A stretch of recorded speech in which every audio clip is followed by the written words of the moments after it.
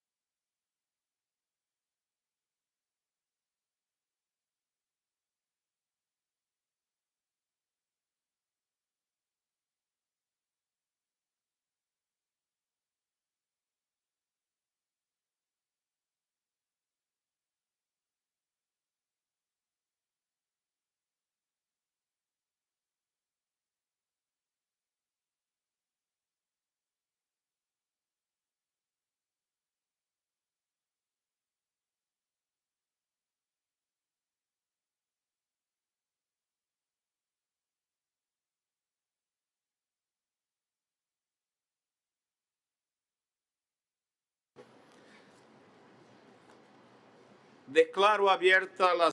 I call to order the opening plenary of the 4th International Conference on Financing for Development. I wish to inform the conference that, in accordance with Rule 17 of its Rules of Procedure, I will serve as temporary president of the conference until the election of its president. I would like to extend a warm welcome to all of you. Welcome to Sevilla. I now invite the conference to consider item 2 of its agenda, entitled Election of the President. It is my understanding that there is general agreement among delegations to elect His Excellency Pedro Sánchez Pérez Castejón, President of the Government of the Kingdom of Spain, as President of the Conference. May I take it that the Conference wishes to elect by acclamation His Excellency Pedro Sánchez Pérez Castejón, President of the Government of the Kingdom of Spain, as President of the 4th International Conference on Financing for Development?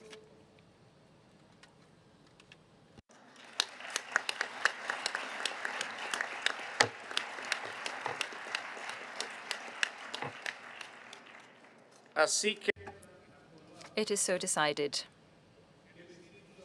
I congratulate His Excellency on his election, and I invite him to take his seat at the podium to take over the proceedings of the conference.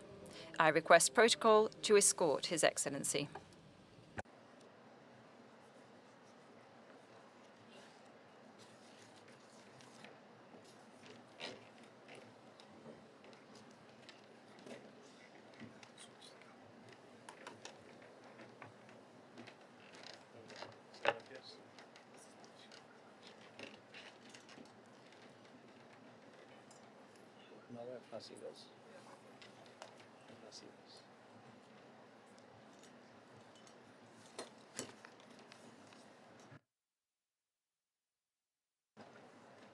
Distinguidas jefas. Distinguished heads of state and government,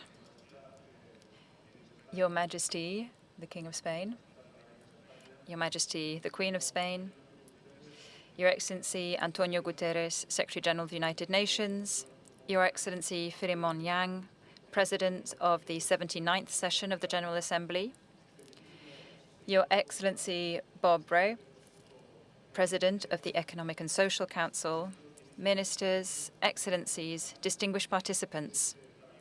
It is an honor and a privilege for me to have been elected President of the 4th International Conference on Financing for Development.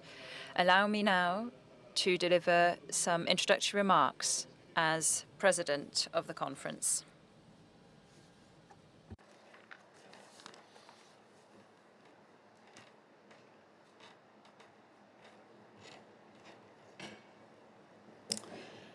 Buenos días.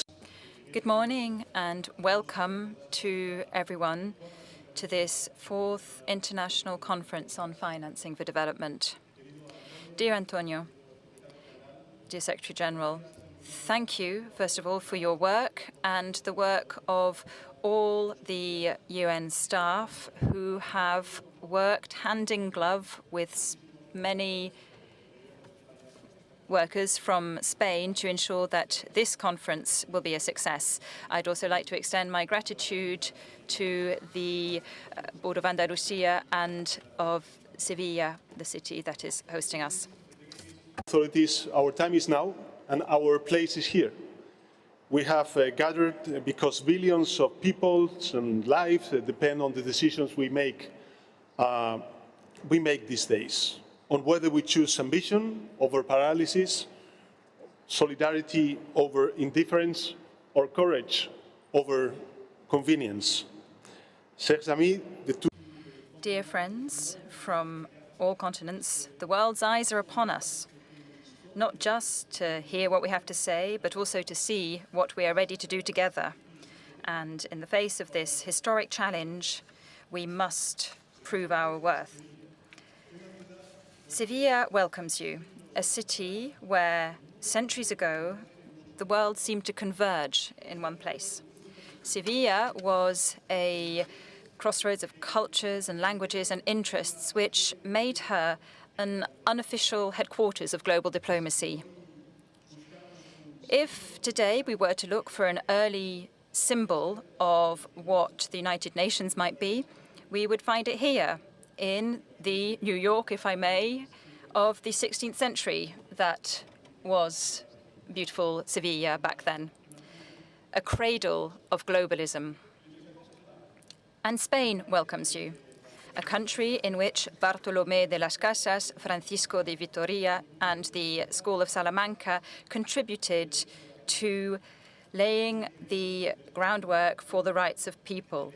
It was an embryo of international public law and international humanitarian law, which today brings us here together in the spirit of multilateralism.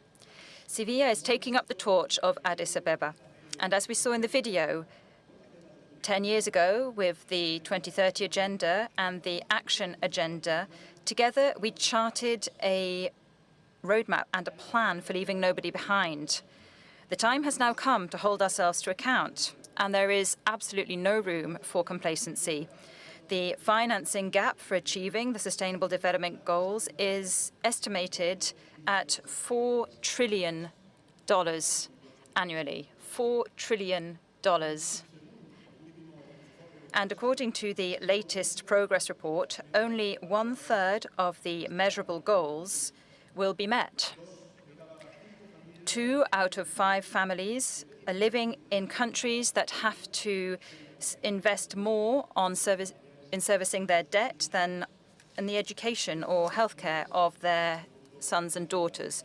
That is not the path for sustainable development. We know that it is a path that leads to frustration, and it is also the path of injustice.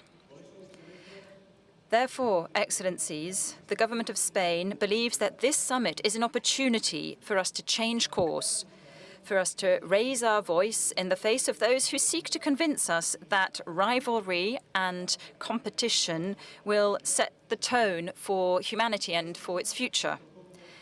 And that is why I suggest we focus on 3 goals. First of all, to turn our words into action.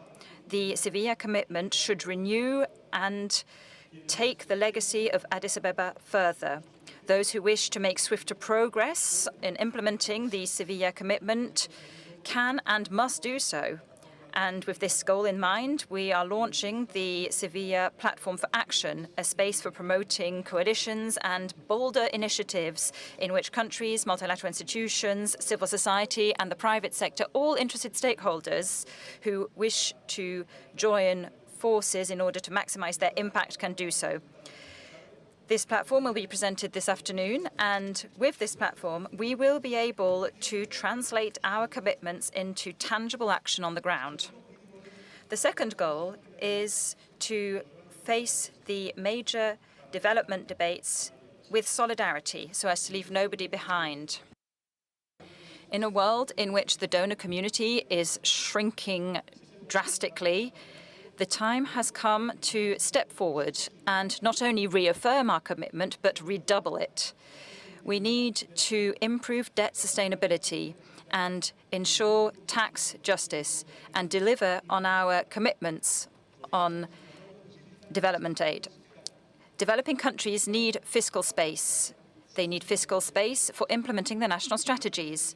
And therefore, it is essential to reform international financial architecture so as to make it more representative, more just, and above all, more effective. And thirdly, we have to bolster trust. We have to keep the flame alive and believe in it. In an ever more fragmented world, inclusive and strengthened multilateralism is more necessary than ever, and it must have the UN at its heart. A dialogue based on respect and where everybody is on equal footing should guide our decisions. There is no north and no south. There is just one humanity that requires joint solutions for joint challenges. Therefore, I would like to make the case for empathy, a quality that is inherent in multilateralism and which enables us to see the world from the other person's point of view. Let us look beyond the random scars of history that we call borders, and let us see and act beyond our passports, because there is no border, however fortified, there is no wall, however high, that can slow down the challenges that we are facing. But let me assure you that nor can walls and borders slow down our commitment towards humanity and the planet. To conclude, I would like to sincerely thank all delegations for their work in this process, and in particular, I would like to praise the excellent work of the co-presidents, Portugal and Burundi, and that of the co-facilitators, Norway, Mexico, Zambia, and Nepal. Thank you to all of you. Excellencies, let me conclude. Sevilla offers us a great opportunity. At these highly difficult and uncertain times, opportunities are few and far between, so we must seize this one. We must work together to ensure that when we look back, we can say with certainty that we did what needed doing, when it needed doing, as it needed doing. Let us shine the bright light of beautiful Sevilla on the future of the generations that are to come. Thank you.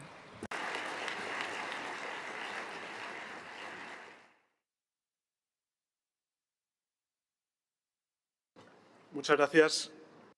Thank you very much. I would now like to invite His Excellency António Guterres, Secretary General of the United Nations, to address the conference.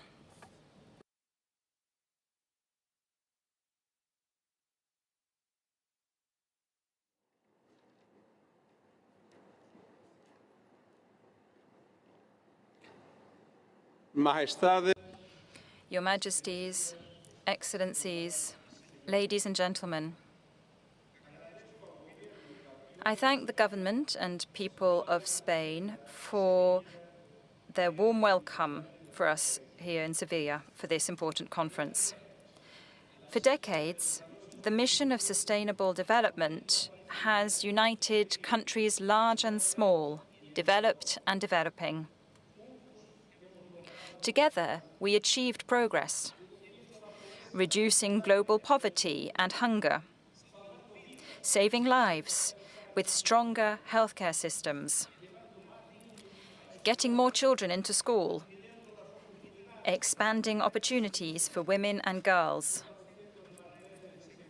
and strengthening social safety nets.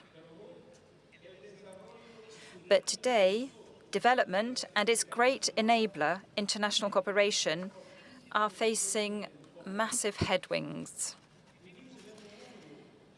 We are living in a world where trust is fraying and multilateralism is strained. A world with a slowing economy, rising trade tensions, and decimated aid budgets. A world shaken by inequalities, climate chaos, and raging conflicts. The link between peace and development is clear. 9 of the 10 countries with the lowest human development indicators are currently in a state of conflict. Excellencies, financing is the engine of development. And right now, this engine is sputtering. As we meet the 2030 Agenda for Sustainable Development, our global promise to transform our world for a better, fairer future is in danger. 2/3 of the Sustainable Development Goals targets are lagging. Achieving them requires an investment of more than $4 trillion a year. But this is not just a crisis of numbers. It's a crisis of people, of families going hungry, of children going unvaccinated, of girls forced to drop out of school.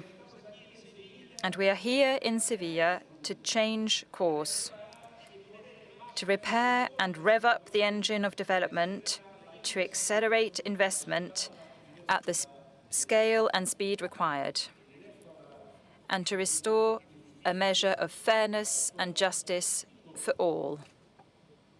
Excellencies, the Sevilla commitment is a global promise to fix how the world supports countries as they climb the development ladder.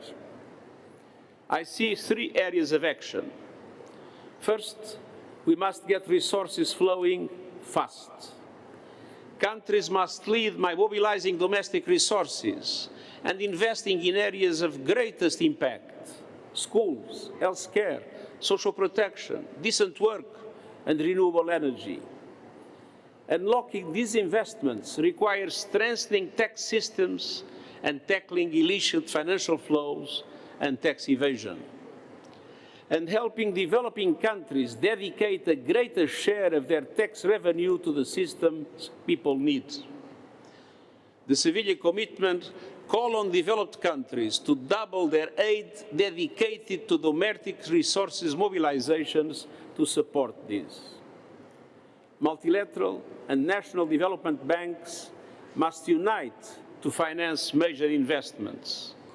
And this includes tripling the lending capacity of multilateral development banks and rechanneling specially drawing rights that can unlock lending capacity and help developing countries boost investments. And we also need innovative funding solutions to unlock private capital. Solutions that mitigate currency risks, that combine public and private finance more effectively, and ensure the risks and rewards of development projects are shared by both the public and the private sectors. And that ensure financial regulations assess risk appropriately, and support investments in frontier markets. Second, we must fix the global debt system, which is unsustainable, unfair, and unaffordable. With annual debt service of $1.4 trillion, countries need and deserve a system that lowers borrowing costs, enables fair and timely debt restructuring, and prevents debt crises in the first place. And the Sevilla commitment lays the groundwork, with other aspects, by also creating a single debt registry for transparency and promoting responsible lending and borrowing, by lowering the cost of capital through debt swaps and debt management support, and through debt service pauses in times of emergency. And third, we must increase the participation of developing countries in the institutions of the global financial architecture. The present major shareholders have a role to play, recognizing the importance of correcting injustices and adapting to a changing world. A new borrowers' forum will give voice to borrowers for fairer debt resolution and fairer debt resolution, and to foster transparency, shared learning, and coordinated debt action. And we need a fairer global tax system shaped by all, not just by a few. Excellencies, ladies and gentlemen, this conference is not about charity. It is about restoring justice and to facilitate the ability of all people to live in dignity. This conference is not about money. It is about investments in the future that we wish to build together. Thank you all for being a part of this important and ambitious effort.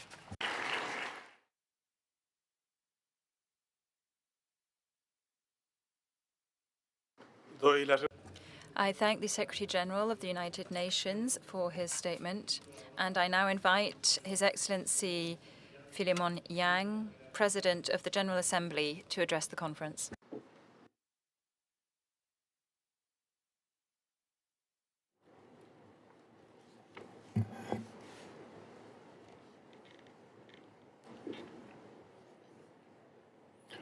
Your Majesty, the King of Spain, Your Excellency, President of the Government of Spain, esteemed heads of state and government, United Nations Secretary General António Guterres, Excellencies, ladies and gentlemen, it is an honor to address the 4th International Conference on Financing for Development.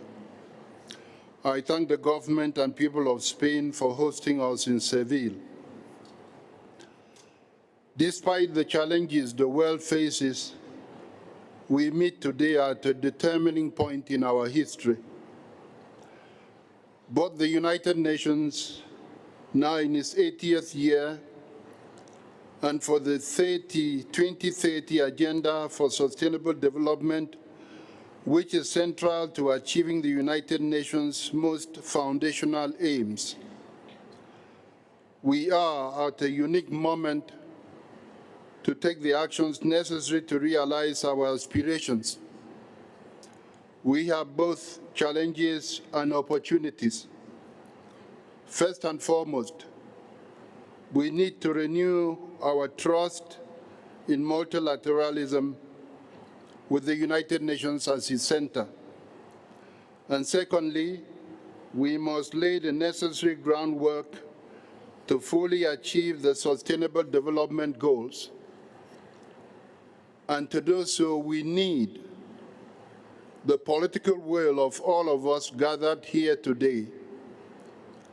Global solidarity across peoples and nations, the financial resources that exist and can be channeled towards progress. But above all, we need leadership. We need leadership to guide us forward into a brighter, more prosperous future for everyone, everywhere. This is what this conference is about. Your Excellencies, we are now just 5 years away from the 2030 deadline to achieve the Sustainable Development Goals. Yet, the gap to finance them remains vast. Global financing needs have grown dramatically since 2015. This is especially true for developing countries which require $4.2 trillion annually to close the financing gap. These developing countries are walking a tightrope between defaulting on debts, defaulting on their efforts to achieve sustainable development, and defaulting on the promise to provide acceptable standards of living to their people. The consequences are serious. 3.3 billion people live in countries that spend more on debt service than on health or education. Without urgent action, our promise to leave no one behind will remain unfulfilled. Your Excellencies, we cannot afford to lower our ambitions. The Pact for the Future, adopted in September 2024 by heads of state, commits us to closing the financing gap in developing countries. In tandem, the Compromiso de Sevilla and the Sevilla Platform for Action set a framework for renewed global partnership for the decade to come. Going forward, we must focus on the debt burdens which are derailing countries from their future or from the future they deserve. Reform of the international financial architecture, as called for in the Pact for the Future and reinforced in the Compromiso, presents options for creating more sustainable debt environments. The creation of a 25th chair at the International Monetary Fund dedicated to sub-Saharan Africa is a very welcome step. But more must be done. We must strengthen the voice and representation of developing countries, not as beneficiaries, but as equal partners in shaping their destinies and in shaping our future. We must enhance fiscal space and lower the cost of capital. Expensive capital makes it very difficult for developing countries. And we must strengthen cooperation on international tax matters. These efforts must include the finalization of a United Nations Framework Convention on International Tax Cooperation. An important aspect of this convention is to tackle illicit financial flows which deprive developing countries of about $88 billion annually. Throughout our efforts, scaling up climate finance will be critical to our success.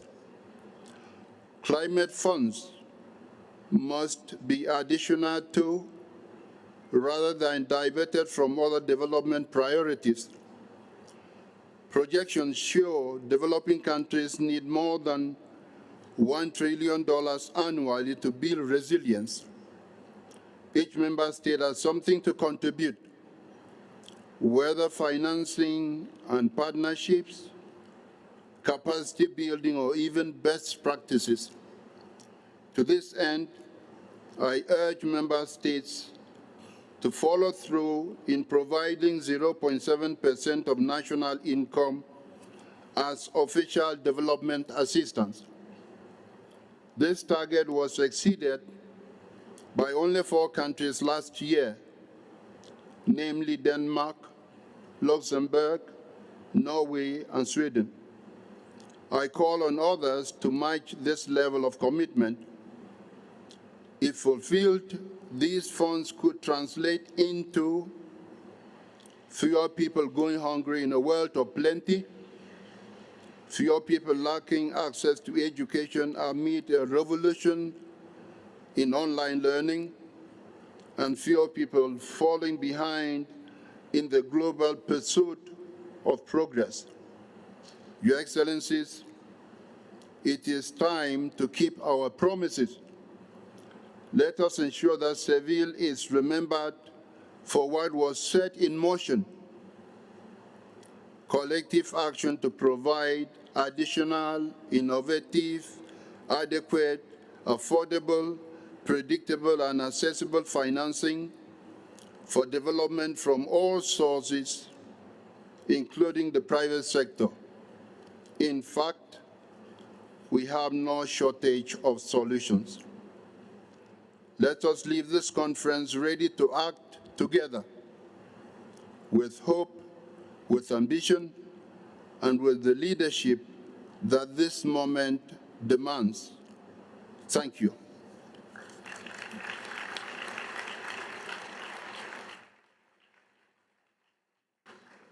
Doy las gracias al I thank the President of the General Assembly for his statement.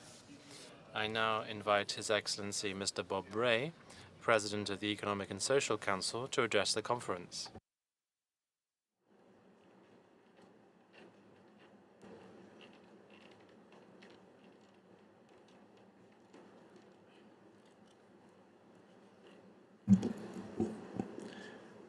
Majestades, Excellencies, Your Majesties, Your Excellencies, distinguished delegates, colleagues, friends, it's an honor to welcome you to the 4th International Conference on Financing for Development.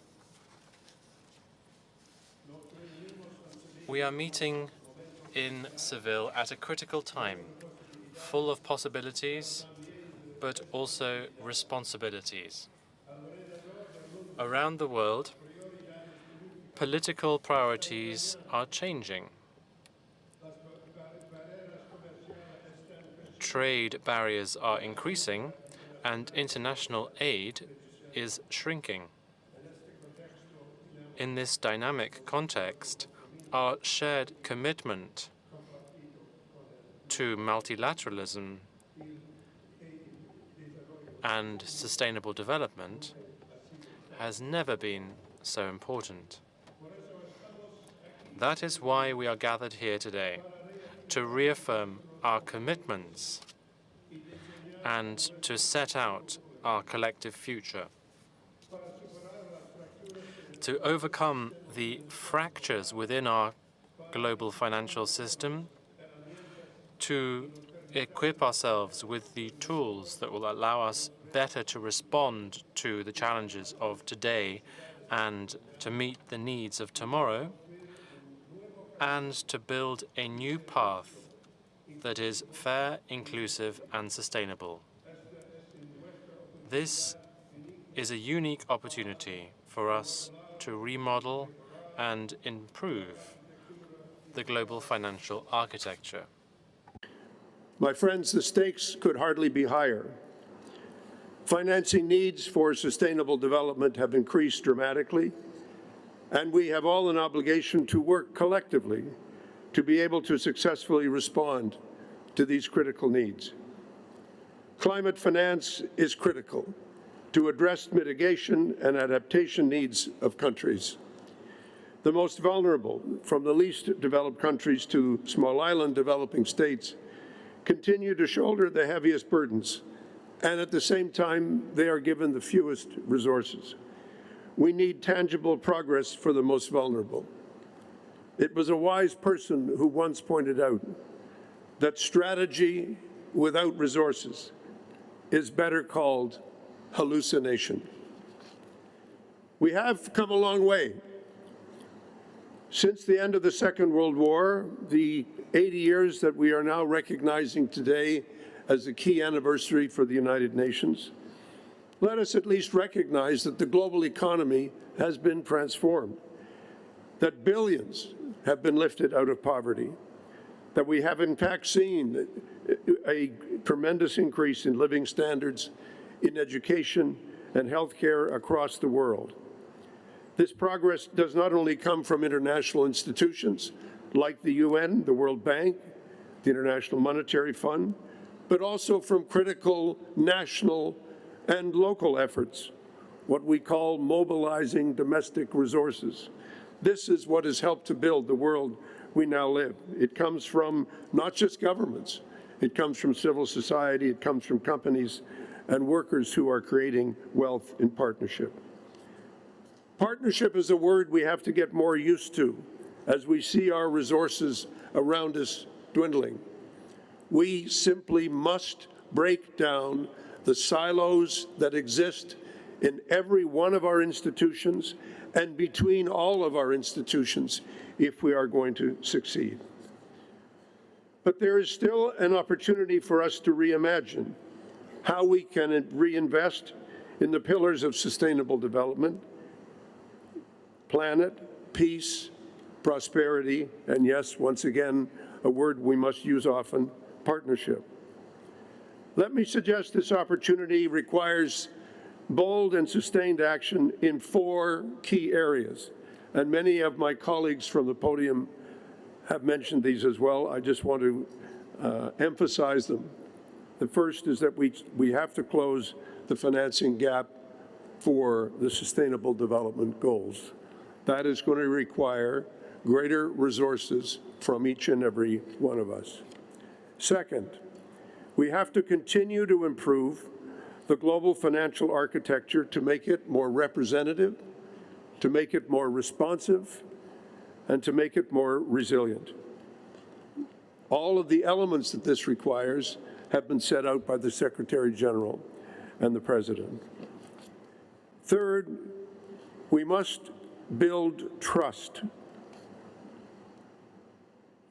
Trust starts with each one of us having faith in ourselves. Trust means complete honesty and transparency and predictability in our relationships. Trust means renewing our commitment to multilateralism. I can't overemphasize how trust is the central key component to the world in which we live. Its presence makes everything happen. Its absence creates chaos. Fourth, we have to continue to fight our common enemies and at least have the recognition that they are our common enemies. Unilateral actions that destroy trust and create chaos, illicit financial flows and corruption that corrode the global economy and deprive it not of billions of dollars, but of trillions of dollars.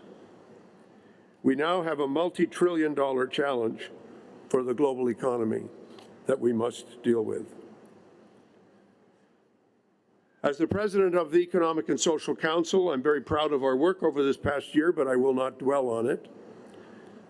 Most of all, I want to congratulate member states for bringing forward the ambition of the Sevilla outcome document, which we will be officially recognizing today, deepening our engagement with international financial institutions and strengthening the follow-up through enhanced monitoring, global dialogue, and regional and country-led action. And in particular, I'd like to give a shout-out, as the President did as well, and it was very beautifully done, to my colleagues who were the co-facilitators of this process. We are here because of their determination and because of everyone's willingness to compromise. I like the fact that it's called El Compromiso de Sevilla. It is a compromise. It's not a perfect document, but it is a better document for all the work that we put into it. And let us remember that it is not just a compromise that is a static document. It is a document that is a call and a commitment to action. Chers amis, dear friends, now is the time to believe in what is possible, that we can ultimately build a financial system that is fair and that can bring about this future. We can reform these global institutions so that they truly reflect today's realities. And we can also mobilize all sources of finance for sustainable development, for climate action and social justice. Multilateralism must deliver.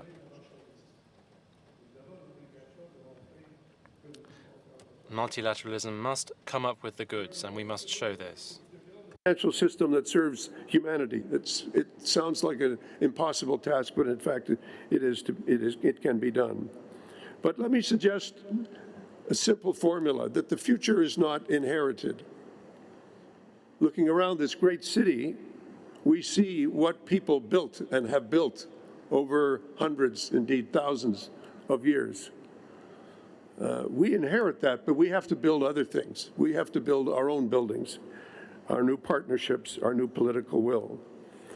And if I may, I've done this before last week, so I have to ask the DG and the DSG to forgive me for repeating it, but I will because I think it's important to remember. It was a Canadian poet, Leonard Cohen, who pointed out that we should ring the bells that still can ring, but we should forget any notion of perfect offerings, because there is a crack. There is a crack in everything, and that's where the light gets in. We have to keep looking for this light. We have to bring the light into what it is that we do. And let us seize this moment. As we say in yet another language, not yet official at the United Nations, carpe diem. We have to seize the day, to pick the day, pick this time, to make this difference, to celebrate what we have done, but to recommit to the actions that are required. Thank you very much.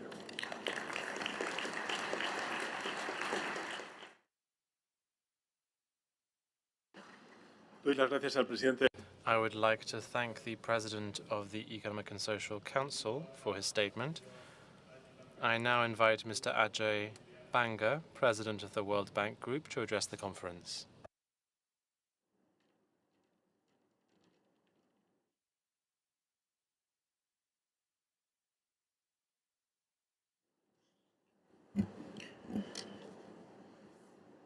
That's tall. Your Majesties, President Sanchez, Secretary General Guterres, distinguished guests, I think we are at an inflection point for development. On the one hand, we have the familiar challenges of poverty and fragility and conflict and rising debt and the need to build climate resiliency into everything that we do. Remember, ending poverty on a livable planet, as you saw in the opening video, is the mission of the World Bank Group. But on the other, there is a fast approaching demographic surge in emerging markets. And I think that presents a huge opportunity for our future. But that only happens if these young people have access to clean air and clean water and education and health when they're growing up, and when they're ready, the chance to have a job. And I think that challenge will require resources at an unprecedented scale and pace. We know that there isn't enough money in government, in philanthropies, or in development institutions to meet every projection or every promise. And that's why we need the private sector. It's also why we must be more strategic and change how each of us approaches this issue. So let me start with what I do with the World Bank Group. We've been asked to move faster, simplify, operate more efficiently, deliver more impact. What we've tried to do over the last couple of years is respond with a set of reforms aimed at one simple goal. And this is the word that Bob used: be a better partner to our private sector and government clients. So, for example, We've cut project approval times by a third, from 19 to 13 months, with some projects now getting approved in under 30 days. We've helped to deepen collaboration across the MDBs and DFI system. We've given clients a single point of contact by merging all our structures in 40 countries already, with more to come. We've replaced a 153-item scorecard with 22 outcome-focused metrics. And we've sort of shaped our ambition around some very clear goals. Connect 1.5 billion to primary healthcare, for example, or deliver capital to 80 million women to open businesses, or double the agribusiness financing we do to 9 billion a year. All the idea is to build ecosystems of growth. Last year, we put $133 billion to work, plus mobilized another $66 billion of private capital. And with the new instruments and capital efficiency measures, we can expand our lending capacity by another $100 billion over the decade. The point is, this is all inadequate compared to the numbers you hear for the promises we need to deliver.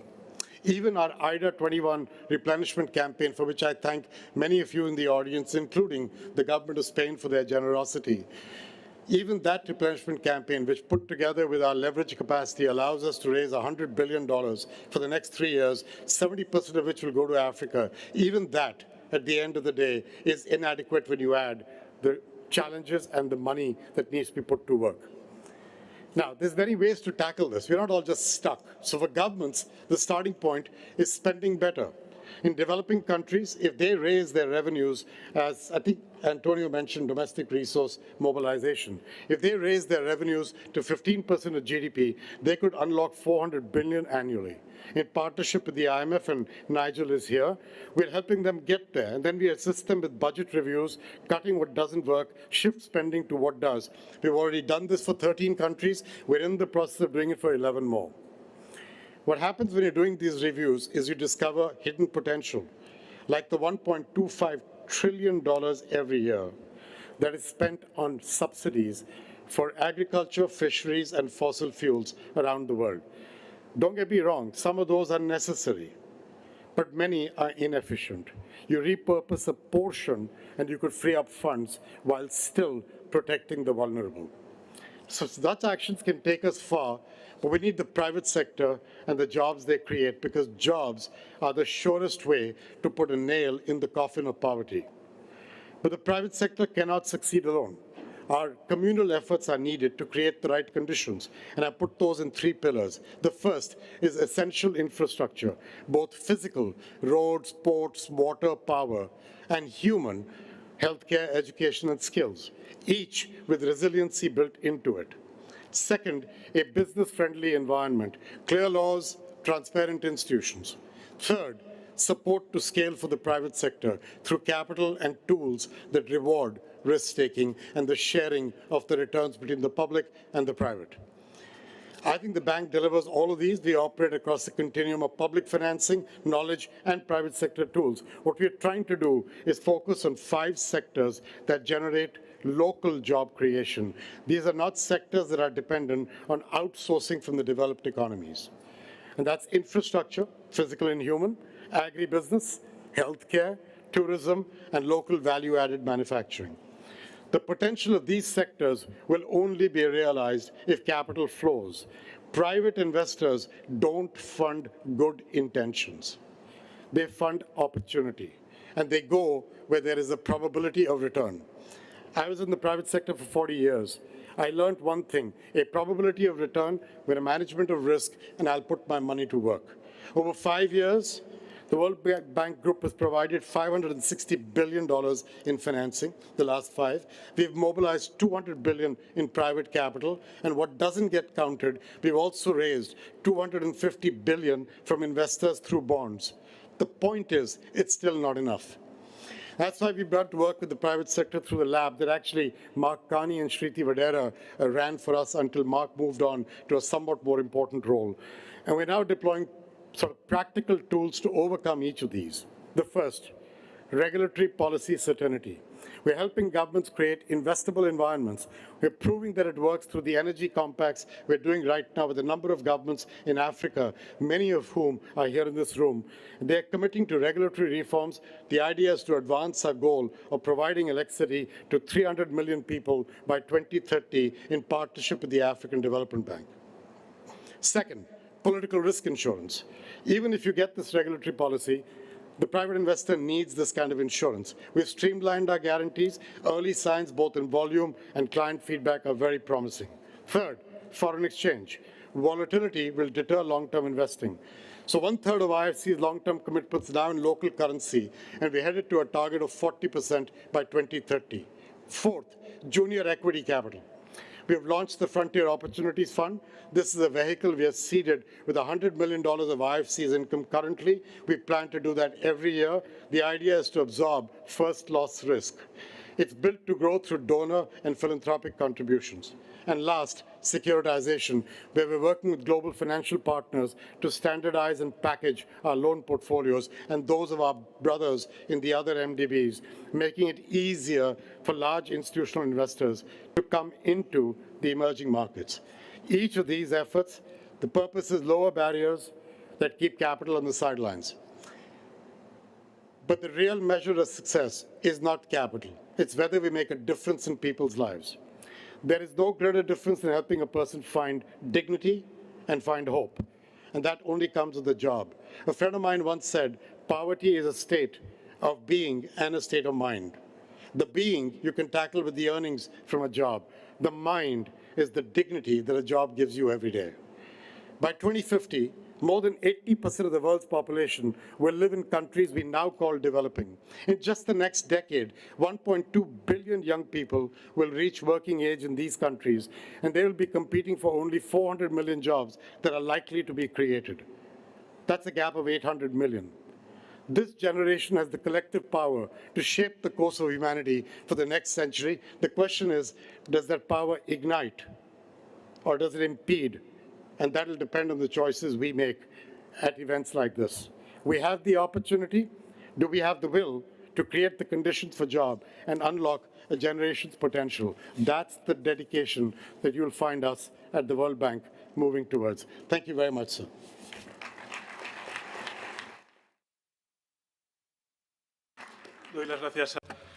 I thank the President of the World Bank Group for his statement.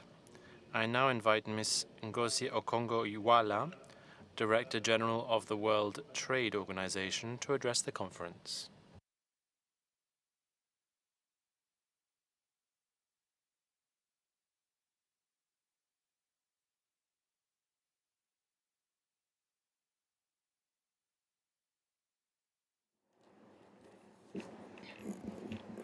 Your Majesty, the King of Spain, President Pedro Sánchez, Secretary General Guterres, President of the General Assembly and President of ECOSOC, Excellencies, ladies and gentlemen, thank you for inviting the World Trade Organization to address this conference. I don't think that a conference has ever gathered in such difficult times.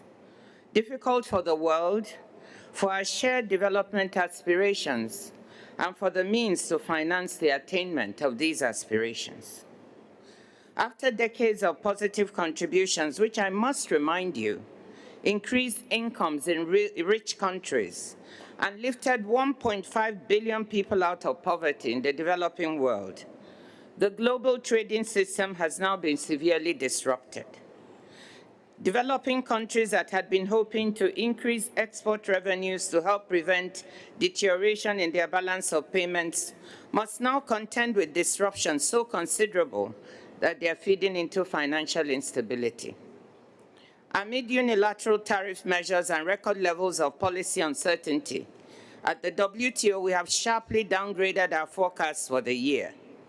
Instead of growing by 2.7%, almost 3% in 2025, we currently estimate that global merchandise trade volumes will basically be flat, growing at only 0.1%. The introduction or reintroduction of further tariff barriers on July 9th would make the contraction worse.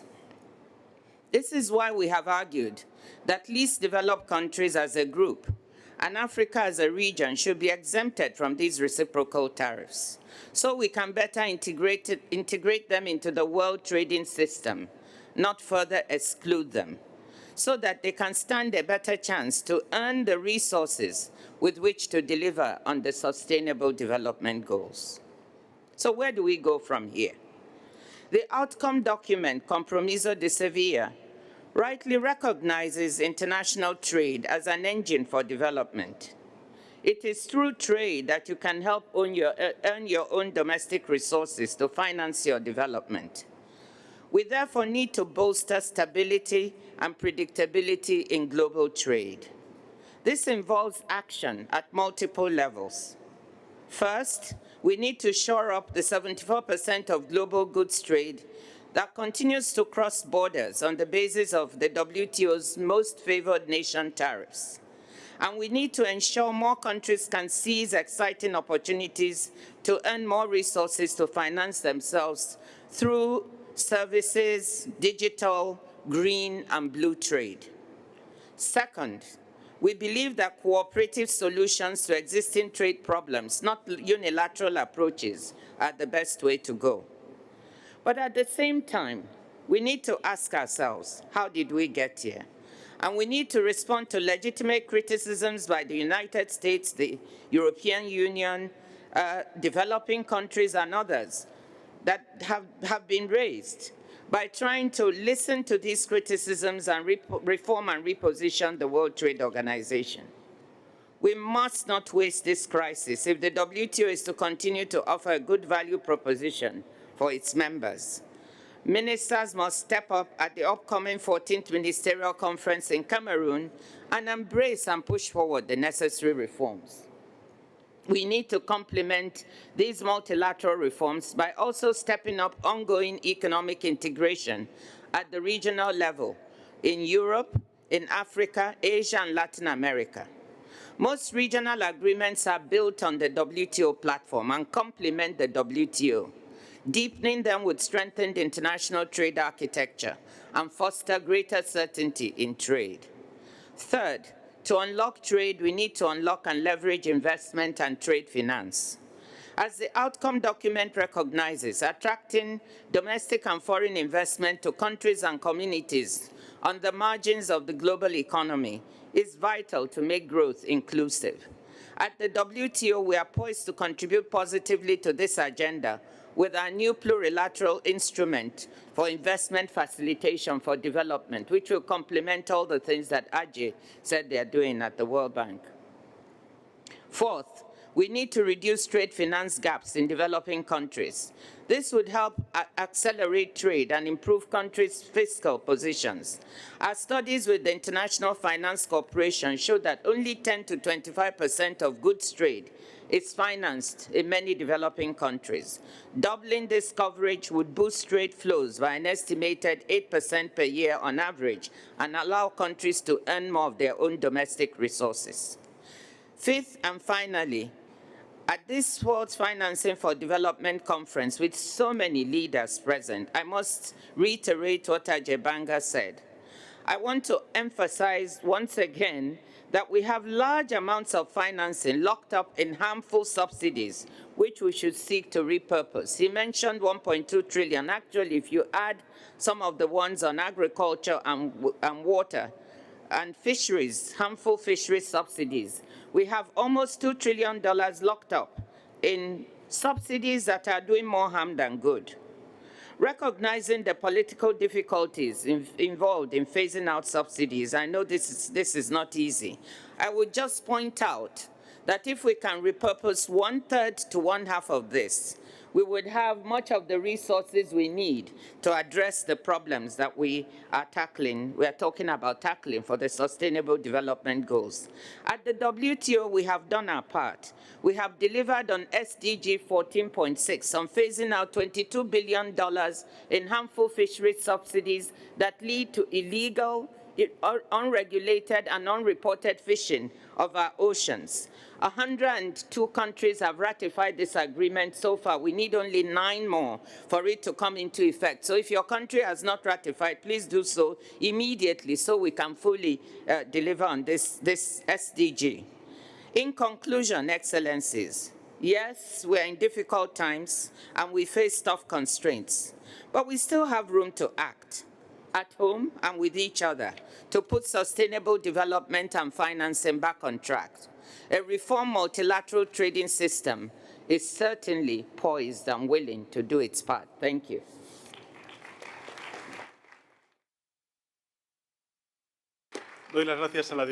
I thank the Director General of the World Trade Organization for her statement. I now invite Mr. Nigel Clark, Deputy Managing Director of the International Monetary Fund, to address the conference.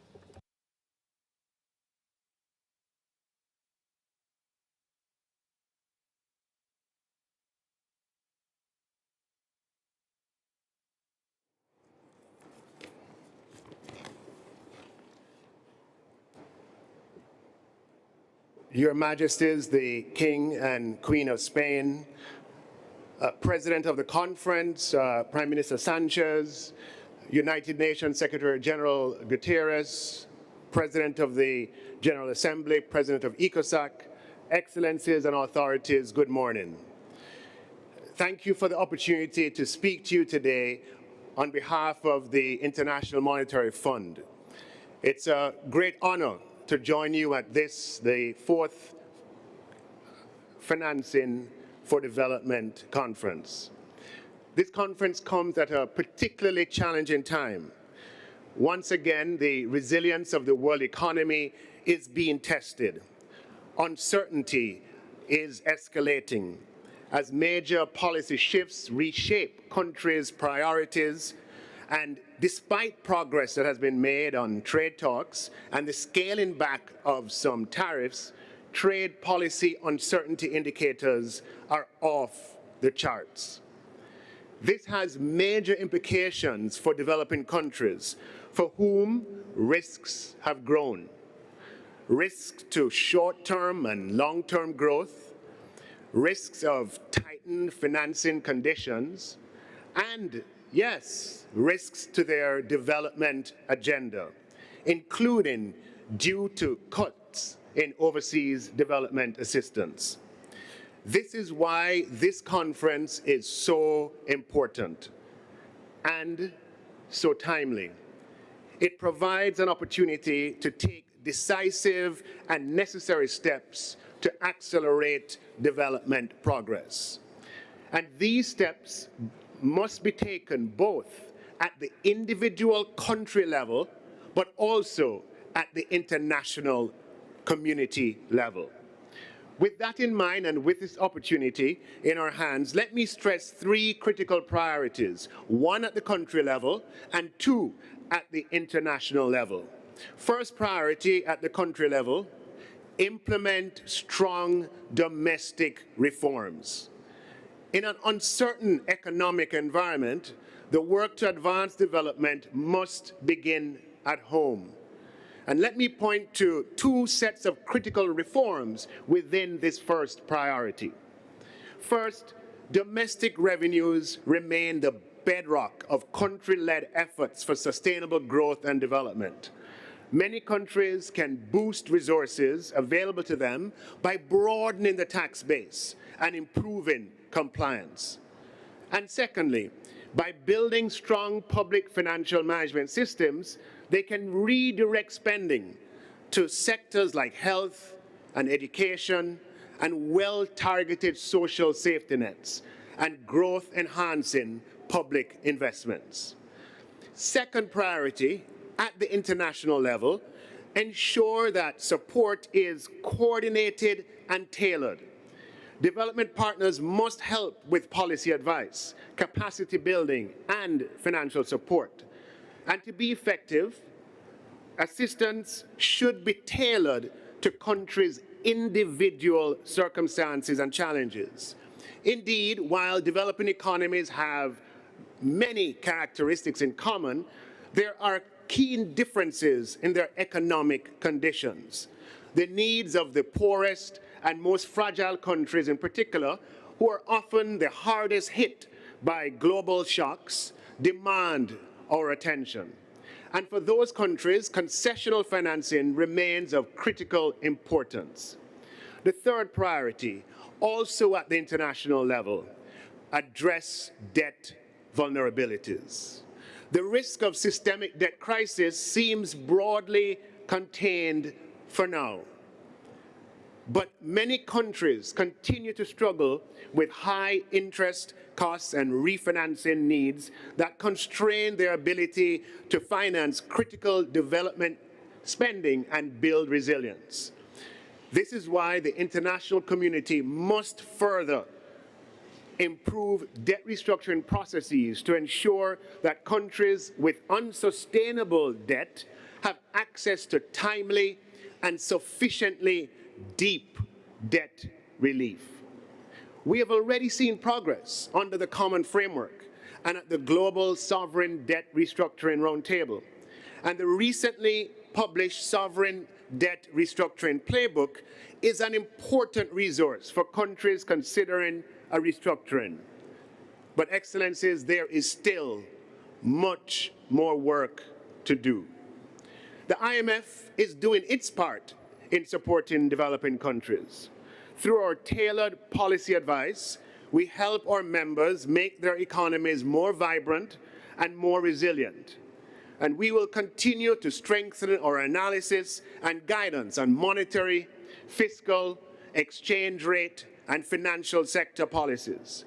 Through our capacity development, we'll continue to help equip our members with tools and expertise to chart their own path, working in close collaboration with development partners. Through our lending instruments, we provide financial support to our members when they need it most. Last fall, we reformed our concessional lending framework to double its lending capacity while restoring its self-sustainability. And we will continue to explore ways to strengthen our precautionary facilities and ensure that our programs are well designed. The fund also actively contributes to addressing debt challenges. We provide technical support to individual restructuring, and working in conjunction with the World Bank, we are advancing work at the Global Debt Roundtable, and we are implementing the three-pillar approach to help countries with sustainable debt and strong reform agendas, but where high debt service crowds out productive spending. Simply put, the IMF will continue to help our members achieve economic and financial stability, both of which are prerequisites for reaching their development objectives. Excellencies, as we work together this week, the IMF will remain a trusted partner and champion of the international development agenda. Together, we can help bring our members towards a brighter future. Thank you and good morning.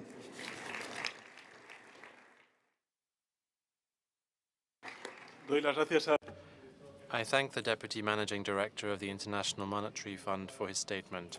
I now invite Mr. Li Junhua, Secretary General of the Conference, to make a statement.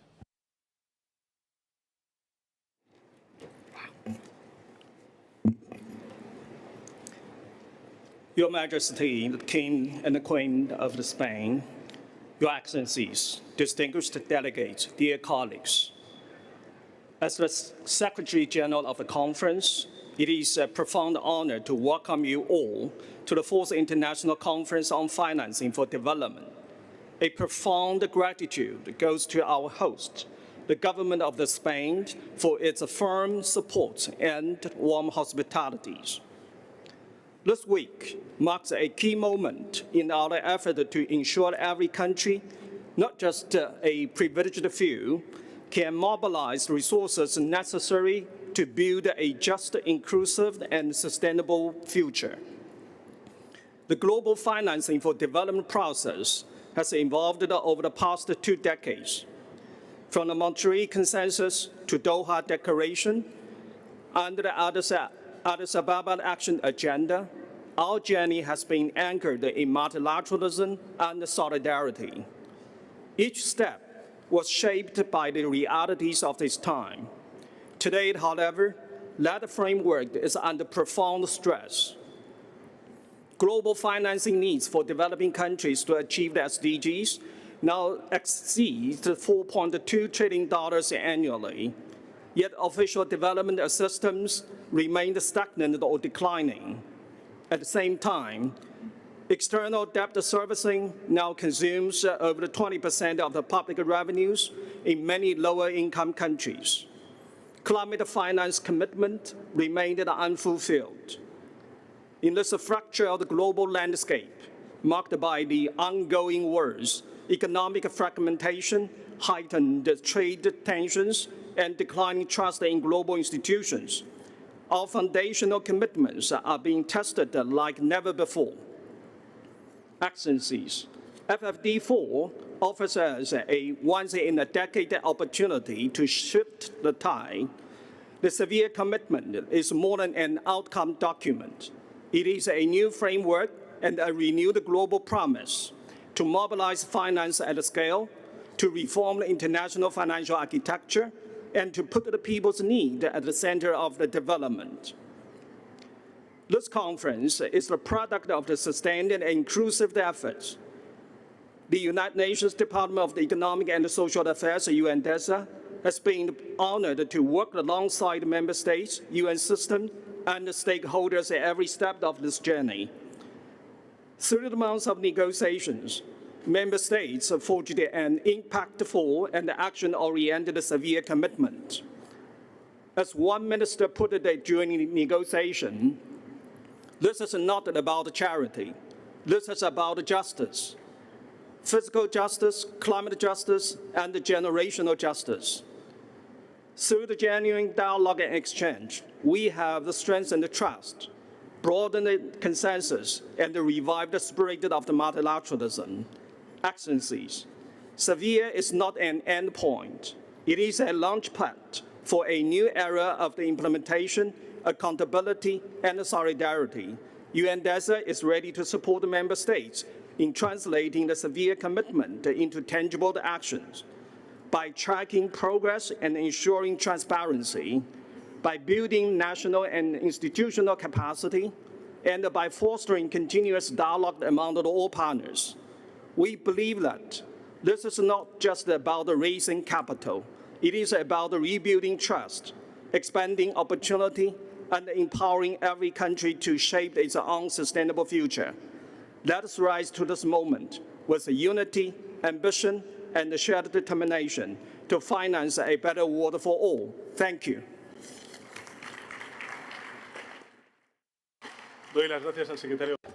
I thank the Secretary General of the Conference for his statement. Your Majesties, distinguished heads of state and government, your ministers, your excellencies, we have heard the last speaker for the opening segment of the conference. The conference has thus concluded its consideration of Agenda Item 1 and will have a very brief pause at this point. Thank you.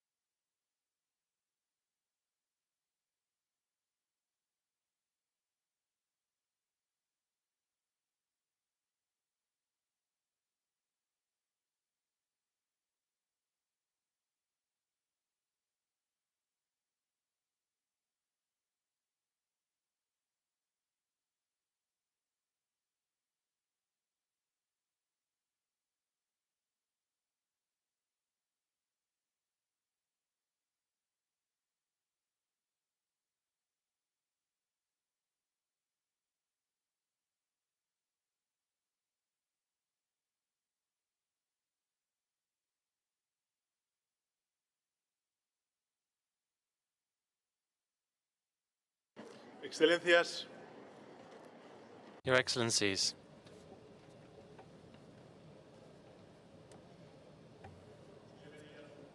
Your Excellencies, we shall resume our work.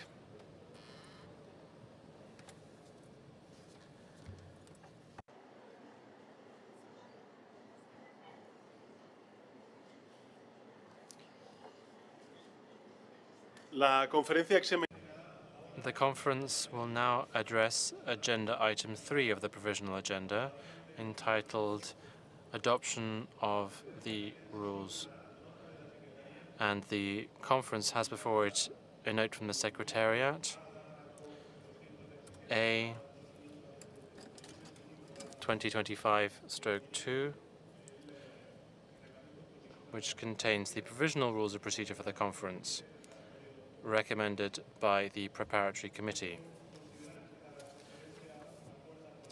Can I take it that the conference agrees to move ahead with approving the provisional rules of procedure?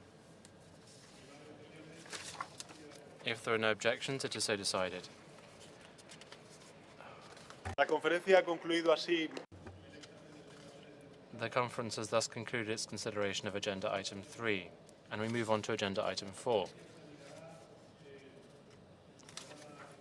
The conference will take on Agenda Item 4. I would like to draw delegations' attention to document A Conf 227/2025/1, which contains the provisional program for the conference. Can I take it that the conference wishes to approve the program that is set out in this document?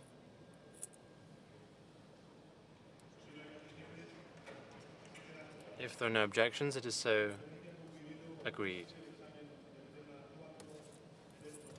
The conference has thus concluded its consideration of Agenda Item 4. In accordance with its proposed organization of work, I now invite the conference to consider Item 5 of the agenda, entitled Elections of Officers Other than the President. In accordance with Rule 6 of the Rules of Procedure, the conference shall elect an ex officio vice president from the host country, in this case Spain. May I take it that the conference wishes to elect Spain as ex officio vice president? If there are no objections, it is so decided. In accordance with Rule 6 of the Rules of Procedure, the conference shall also elect from among representatives of participating states 24 vice presidents, one of whom shall be designated as Rapporteur General. With regard to the election of vice presidents, I have been informed that the following nominations have been received. From among the African states, Cameroon, Guinea, Mauritius, Morocco, and South Africa.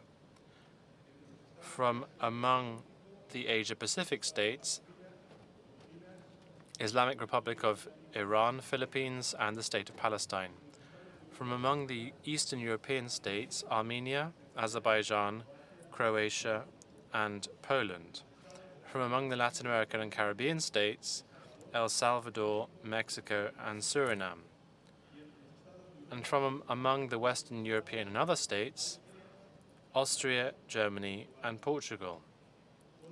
May I take it that the conference wishes to elect Armenia, Austria, Azerbaijan, Cameroon, Croatia, El Salvador, Germany, Guinea, Islamic Republic of Iran, Mauritius, Mexico, Morocco, Philippines, Poland, Portugal, South Africa, State of Palestine, and Suriname as vice presidents by acclamation?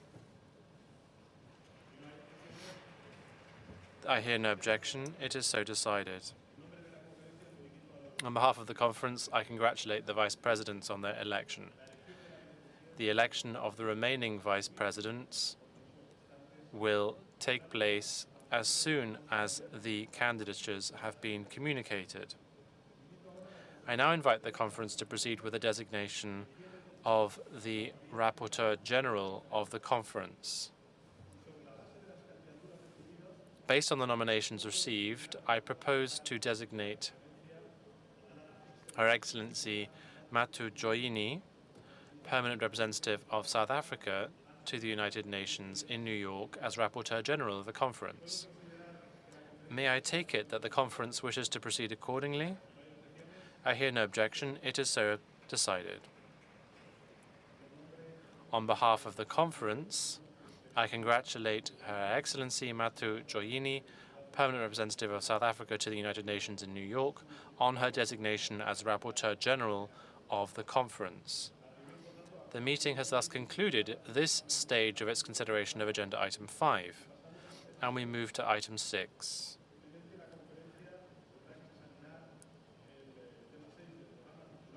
Which is entitled Organization of Work and Other Organizational Matters. I would like to draw the attention of delegations to the document entitled Proposed Organization of Work, as recommended to the conference by the Preparatory Committee and contained in document A/Conf 227/2025/3. As reflected in that document, the conference will consist of 8 plenary meetings and 6 multi-stakeholder roundtables to be held in parallel to the plenary meetings. The 6 multi-stakeholder roundtables will be chaired by 2 co-chairs and will be organized in accordance with the program of work of the conference and the modalities for the multi-stakeholder roundtables approved by the Preparatory Committee. I wish to inform the conference that I have appointed the following co-chairs of the multi-stakeholder roundtables. For multi-stakeholder roundtable 1, His Excellency Alar Karis, President of the Republic of Estonia, and His Excellency Mohamed Unje Jallow, Vice President of the Republic of Sierra Leone. For multi-stakeholder roundtable 2, His Excellency Mohammed Aurangzeb, Federal Minister for Finance and Revenue of Pakistan, and His Excellency Christopher McLennan, Deputy Minister of International Development and Global Affairs of Canada. For multi-stakeholder roundtable 3, His Excellency K.P. Sharma Oli, Prime Minister of Nepal, and Her Excellency Ana Isabel Xavier, Secretary of State for Foreign Affairs and Cooperation and Vice Minister of State and Foreign Affairs of Portugal. For multi-stakeholder roundtable 4, Her Excellency Nadia Fattah, Minister of Economy and Finance of Morocco, and Her Excellency Ms. Melita Gabric, Deputy Minister for Foreign and European Affairs and Minister for Development of Slovenia. For multi-stakeholder roundtable 5, I have the honor of being one of the co-chairs, together with His Excellency Bassirou Diomaye Diakhar Faye, President of the Republic of Senegal. And for multi-stakeholder roundtable 6, His Excellency Carlos Cuerpo Caballero, Minister of Economy, Commerce and Business of Spain, and His Excellency Sidi Keita, Minister of Finance and Economic Affairs of the Gambia. Before proceeding to approve the organization of work of the conference, as set out in document A, Conf 227/2025/3, as outlined in a letter dated the 25th of June 2025, addressed to all member states by the Permanent Representative of Spain to the United Nations in New York, I propose orally to revise the organization of work to proceed with the adoption of the Seville commitment by beginning the consideration of Agenda Item 10, adoption of the outcome document of the conference this morning, just before agenda item 8, which is the general debate. As outlined in the same letter, I also propose that any statements in explanation of vote that states may wish to deliver in connection with the adoption of the draft outcome document should be made as originally scheduled in the afternoon of Thursday, the 3rd of July. With that rather lengthy introduction, may I take it that the conference wishes to approve the organization of work as set out in the aforementioned document A Conf 227 2025/3 with the oral revisions that I have proposed? If there are no objections, then it is so decided. The conference has thus concluded this stage of its consideration of agenda item 6, and we move on to agenda item 7, which is entitled Credentials of Representatives Participating in the Conference, Appointment of the Members of the Credentials Committee. As you know, Rule 4 of the Rules of Procedure provides that there shall be a Credentials Committee of 9 members appointed at the beginning of the conference, and that its composition shall be based on that of the Credentials Committee of the General Assembly of the United Nations at its 79th session. The following states are members of the Credentials Committee of the 79th session of the General Assembly: Antigua and Barbuda, Cabo Verde, China, Dominica, the Lao People's Democratic Republic, Liberia, Monaco, the Russian Federation, and the United States of America. I have been informed by the Secretariat that Dominica and the United States of America have indicated that they will not be able to participate in the conference, and accordingly, they're not available to serve on the Credentials Committee. Therefore, in accordance with the past practice of the United Nations conferences, Canada, from Western European and other states, and Trinidad and Tobago from Latin American and Caribbean states have been nominated to replace the United States and Dominica, respectively, as members of the Credentials Committee.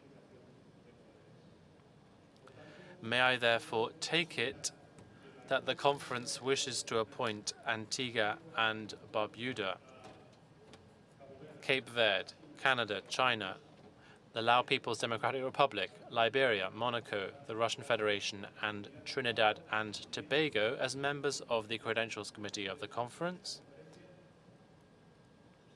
I hear no objection. It is therefore so decided. Delegates are reminded that, in accordance with the rules of procedure of the conference, credentials issued by the head of state or government or by the Minister of Foreign Affairs, or in the case of the European Union, by the President of the European Commission, should be submitted to the Secretary General of the United Nations if they have not already been submitted.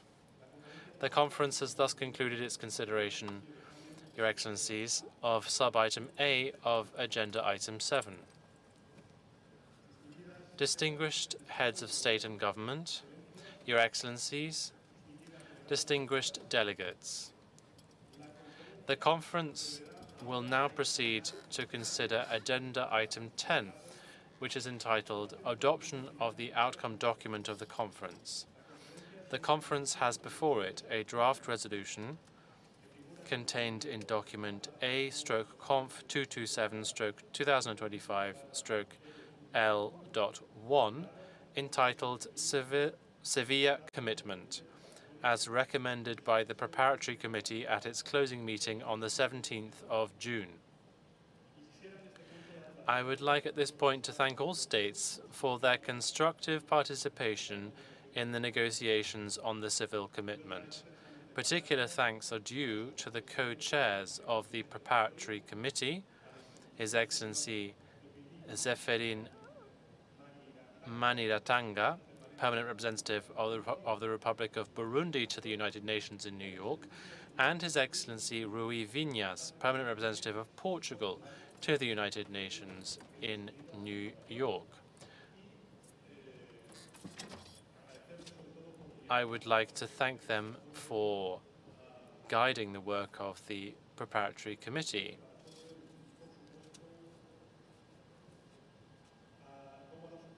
And I'd also like to thank the co-facilitators of the intergovernmental negotiations, Ambassador Alicia Buenrostro Maciú, Deputy Permanent Representative of Mexico, Ambassador Lok Bahador Tapa, Permanent Representative of Nepal, Ambassador Merete Fjeld Bratsted, Permanent Representative of Norway, and Ambassador Chola Milambo, Permanent Representative of Gambia to the United Nations in New York, for leading and successfully concluding the negotiations on the draft outcome document in New York.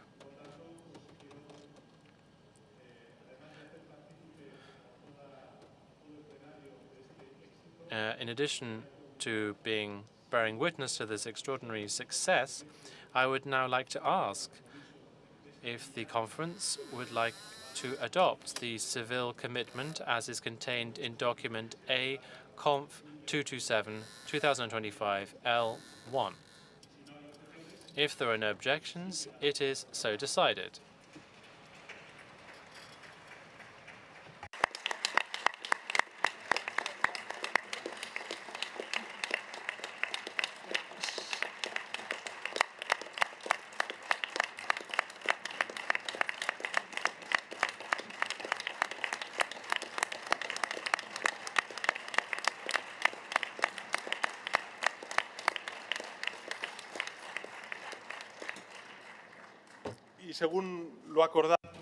As previously agreed, we will now hear statements in explanation of vote at the closing meeting on the 3rd of July.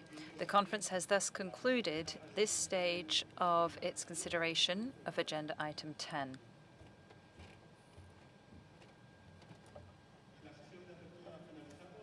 So the opening section has finished, and before beginning the general debate, I beg your pardon, distinguished heads of state and government, ministers, excellencies, distinguished participants. The conference shall now commence its general debate under agenda item 8. In accordance with the organization of work of the conference, statements in the general debate should not exceed 5 minutes, and we'd like to really ask you to respect that, although some flexibility will be given to statements on behalf of groups. Speakers with longer statements are encouraged to read a shorter version of their text and to submit the full length of their statement for posting in the Journal of the United Nations. And in order to assist speakers in managing their time, a timer will be projected on the screen. Before hearing the first statement in the general debate, I would like to inform the conference that the President of the conference has received a request from the delegation of the European Union to allow the President of the European Council, Antonio Costa, and the President of the European Commission, President van der Leyen, to share the speaking time in one single statement within the applicable time limit. The European Union will be given the floor at the appointed time in accordance with the established list of speakers. And with the concurrence of the conference, we will proceed accordingly. I now have the honor of inviting our first speaker, His Excellency Abdulatif Jamal Rashid, President of the Republic of Iraq.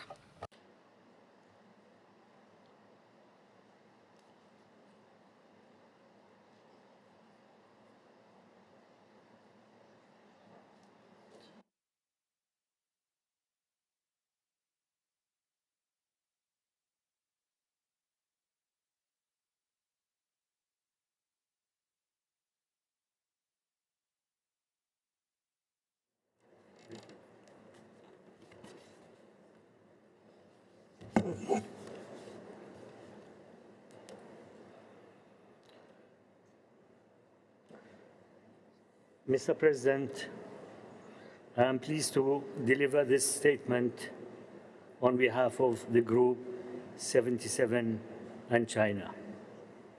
Let me begin by extending our gratitude to His Majesty the King, the government, and the people of Spain for hosting this historic conference,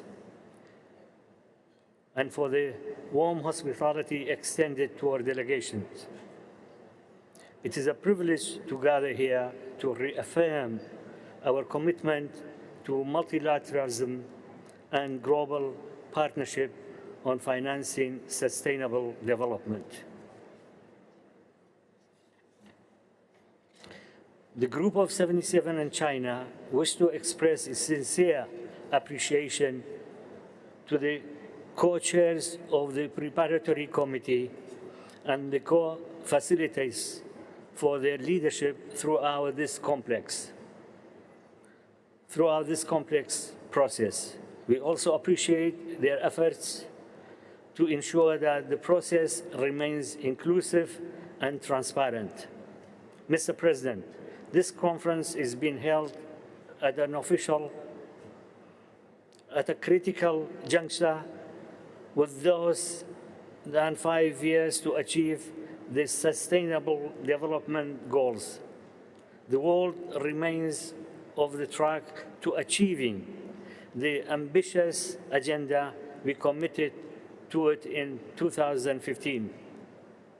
The financing gap continues to widen, and the challenges confronting the global South have become more urgent, demanded coordinated international action and renewed political will.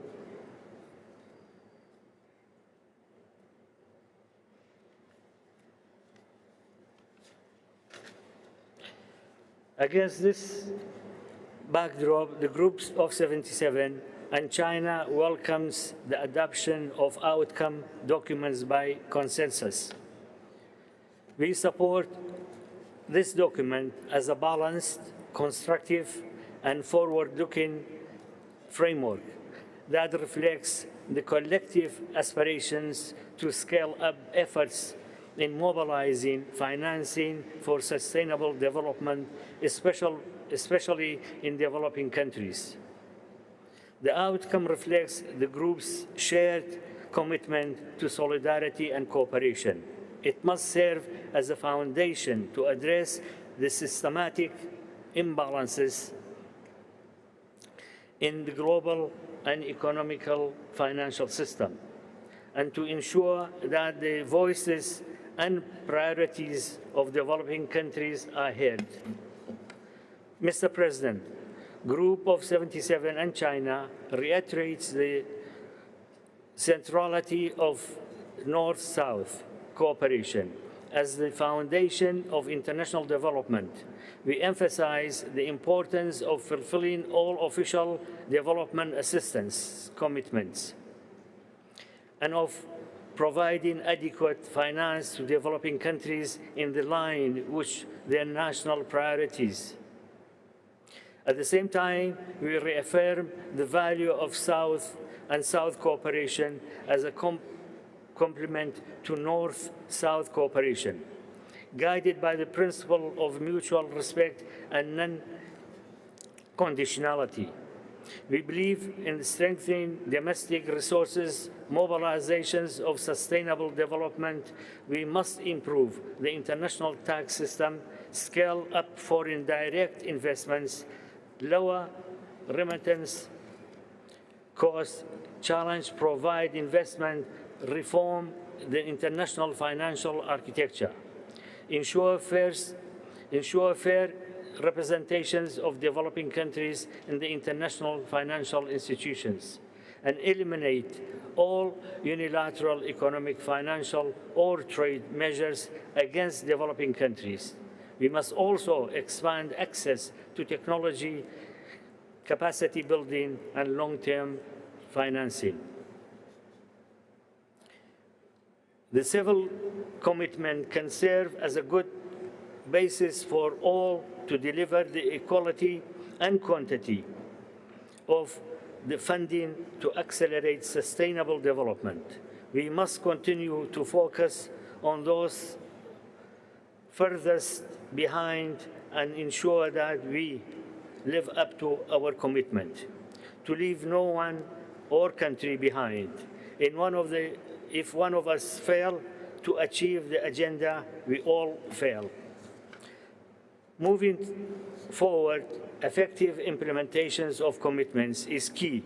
Let us also work to strengthen the role of United Nations in the follow-up and review process in order to guarantee that financing for development agenda is fair and inclusive. Let us use this conference to renew our collective efforts to achieve sustainable development goals by 2030. Because the challenges we face transcend national borders. No single country can achieve the SDGs alone. It calls for a shared vision, unified action, and global cooperations. Promises should turn into action. Together, we can help a global financial architecture that serves the interests of all, not the few.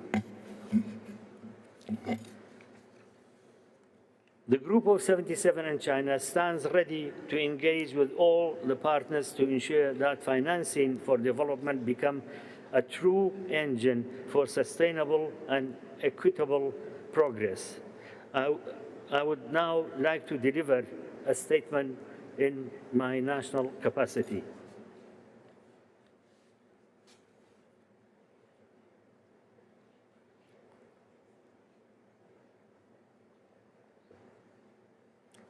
Bismillah ar-Rahman ar-Rahim. In the name of God, most compassionate, Your Majesty, Your Excellencies, heads of governments, states, and international organizations, ladies and gentlemen, peace be upon you. I would like to thank His Excellency, Prime Minister of Spain, Mr. Pedro Sánchez, for hosting this conference. I would like to thank Spain for ensuring the success of the conference. I would like also to express my gratitude to His Excellency UN Secretary General Mr. António Guterres for inviting us to take part in this very important conference. Ladies and gentlemen, this conference is taking place amidst very complex international and regional conditions, namely in the Middle East. They are also having an impact on the development process and hampering socio-economic plans, namely in developing countries. We are encouraged to support the success of this important conference to achieve its goals, to achieve progress in development and economic reform, and this will have an impact on all the peoples of the world. Achieving these objectives at the international level should also be preceded by achievements at the national level.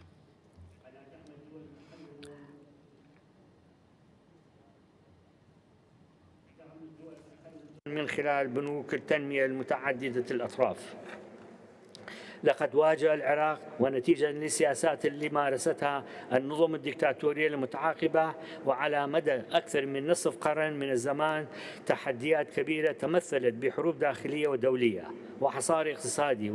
We have seen how there were different challenges that were tackled, as well as wars and economic embargoes and random plans which gave rise to lags in our development policy. ويؤسسوا لشركات اقتصادية دولية. شرع العراق بوضع الخطط التنموية القائمة على تنمية متوازنة للقطاعات المختلفة. We have also established a development plan based on a balanced approach. This is particularly true after what we inherited from the various dictatorships. We are witnessing nowadays development at many different levels, and we need cooperation from the international community in order to enhance our reconstruction plan and improve the living conditions of the people of Iraq. After having liberated Iraq from ISIS, the terrorist organization, our government launched the 5-year development plan for 2024-2028 and linked it to the SDGs. And we have succeeded for the first time in 37 years We organized a population and housing census last year, and we have also started improving public services and infrastructure and developed many critical plans, as well as working on empowering our population, women and youths. When it comes to climate and environment, it's a very important sector for us, and we have adopted many policies, such as integrating renewable energies as part of our infrastructure and agriculture, and combating desertification and drought. We have also many partnerships with international organizations, and we are cooperating with UN agencies in various sectors. Lately, Iraq has been able to preside the G77 in China. We have also restored our very important role in terms of development. Our government has worked on promoting governance, administrative reform by supporting our statistics organizations based on the principles of transparency and namely in terms of managing of our resources. Ladies and gentlemen, Iraq still has a long journey to engage in order to achieve SDGs in 2030, and there are many challenges we are facing, such as huge reliance on oil as a main source of national income. That's why our economy is facing vulnerabilities in the face of changing and volatile prices in the international oil market. We also face numerous climate and environmental challenges due to increasing temperatures to record levels, reduced rainfalls, as well as the challenges linked to desertification, dust storms, and the weak irrigation infrastructure. We also face challenges in terms of demographics and social conditions. We are facing a rapid demographic growth that requires the provision of employment, housing, reducing poverty and unemployment among the youth. In order to counter all these challenges, our government has launched many reforms in order to increase our chances to achieve success in achieving SDGs. We have our own agenda for development for 2030, and we included it in our 5-year development plan for 2024-2028. Finally, we look forward to the support by the international community, UN, and other relevant organizations in order to achieve our development goals, SDGs. We are a promising economic environment for countries, for companies that wish to invest in Iraq. We wish your conference success for the service of all the peoples of the world.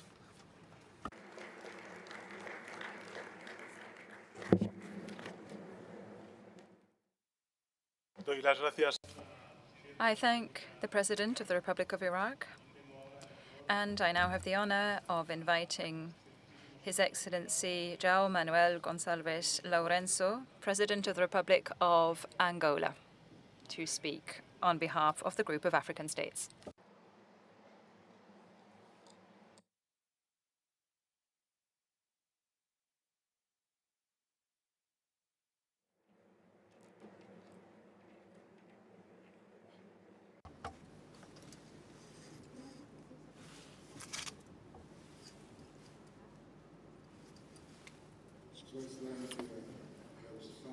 His Excellency Pedro Sánchez, Prime Minister of the Kingdom of Spain, Excellencies, Heads of State and Government, His Excellency António Guterres, Secretary General of the United Nations, distinguished delegates, ladies and gentlemen.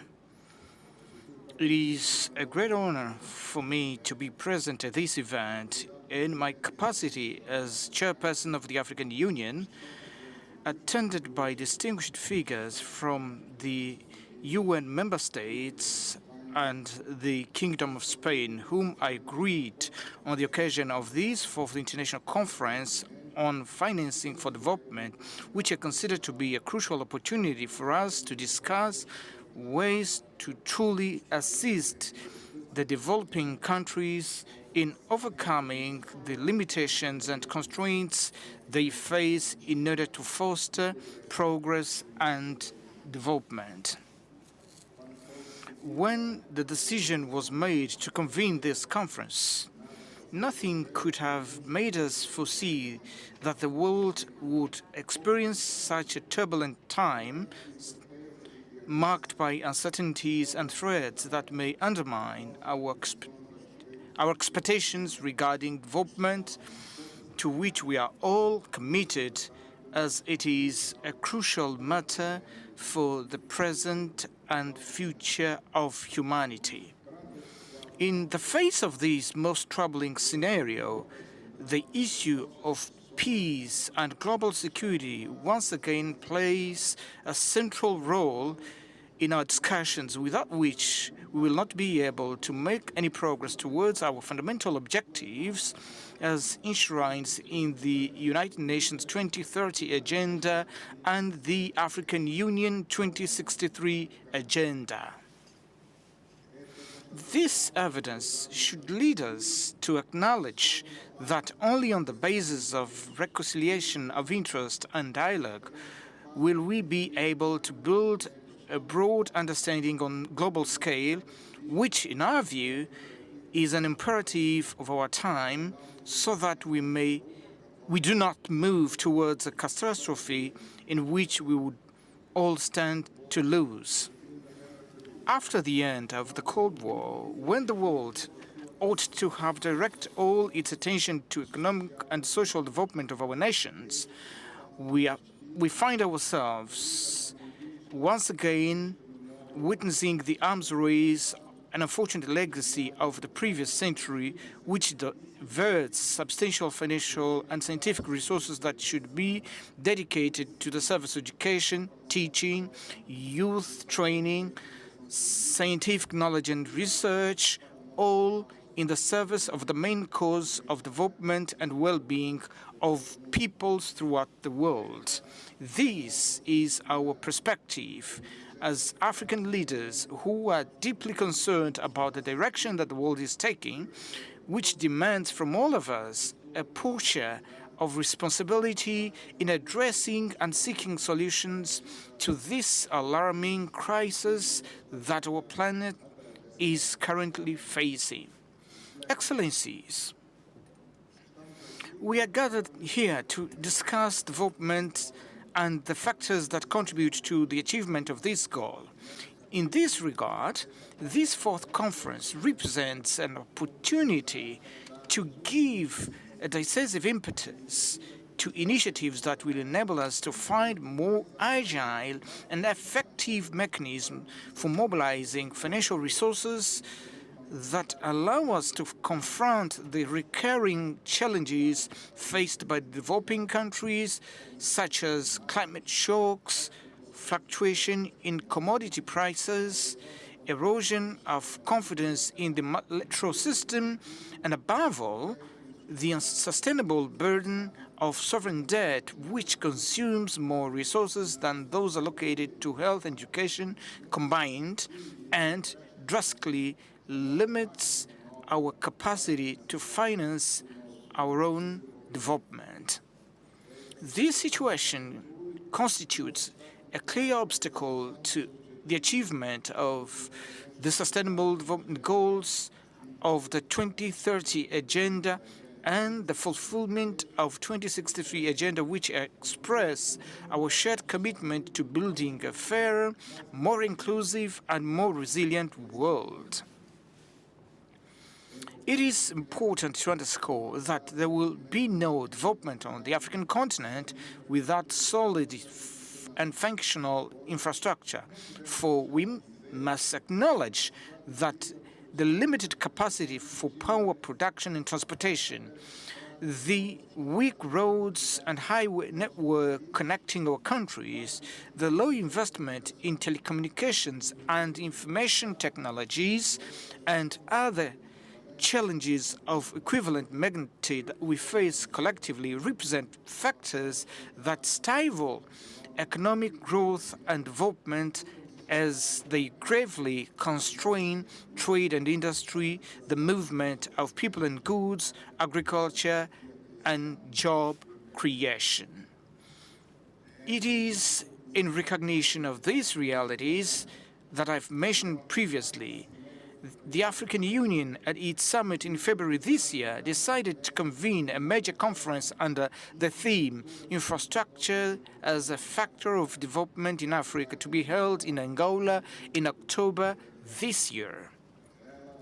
The purpose of the conference is to present to our international partners the mapping already undertaken of our needs in the area of public-private investment in infrastructure, with the aim of attracting them and mobilizing resources for the realization of this great ambition, which will yield considerable benefits and advantages for all parties involved in its implementation.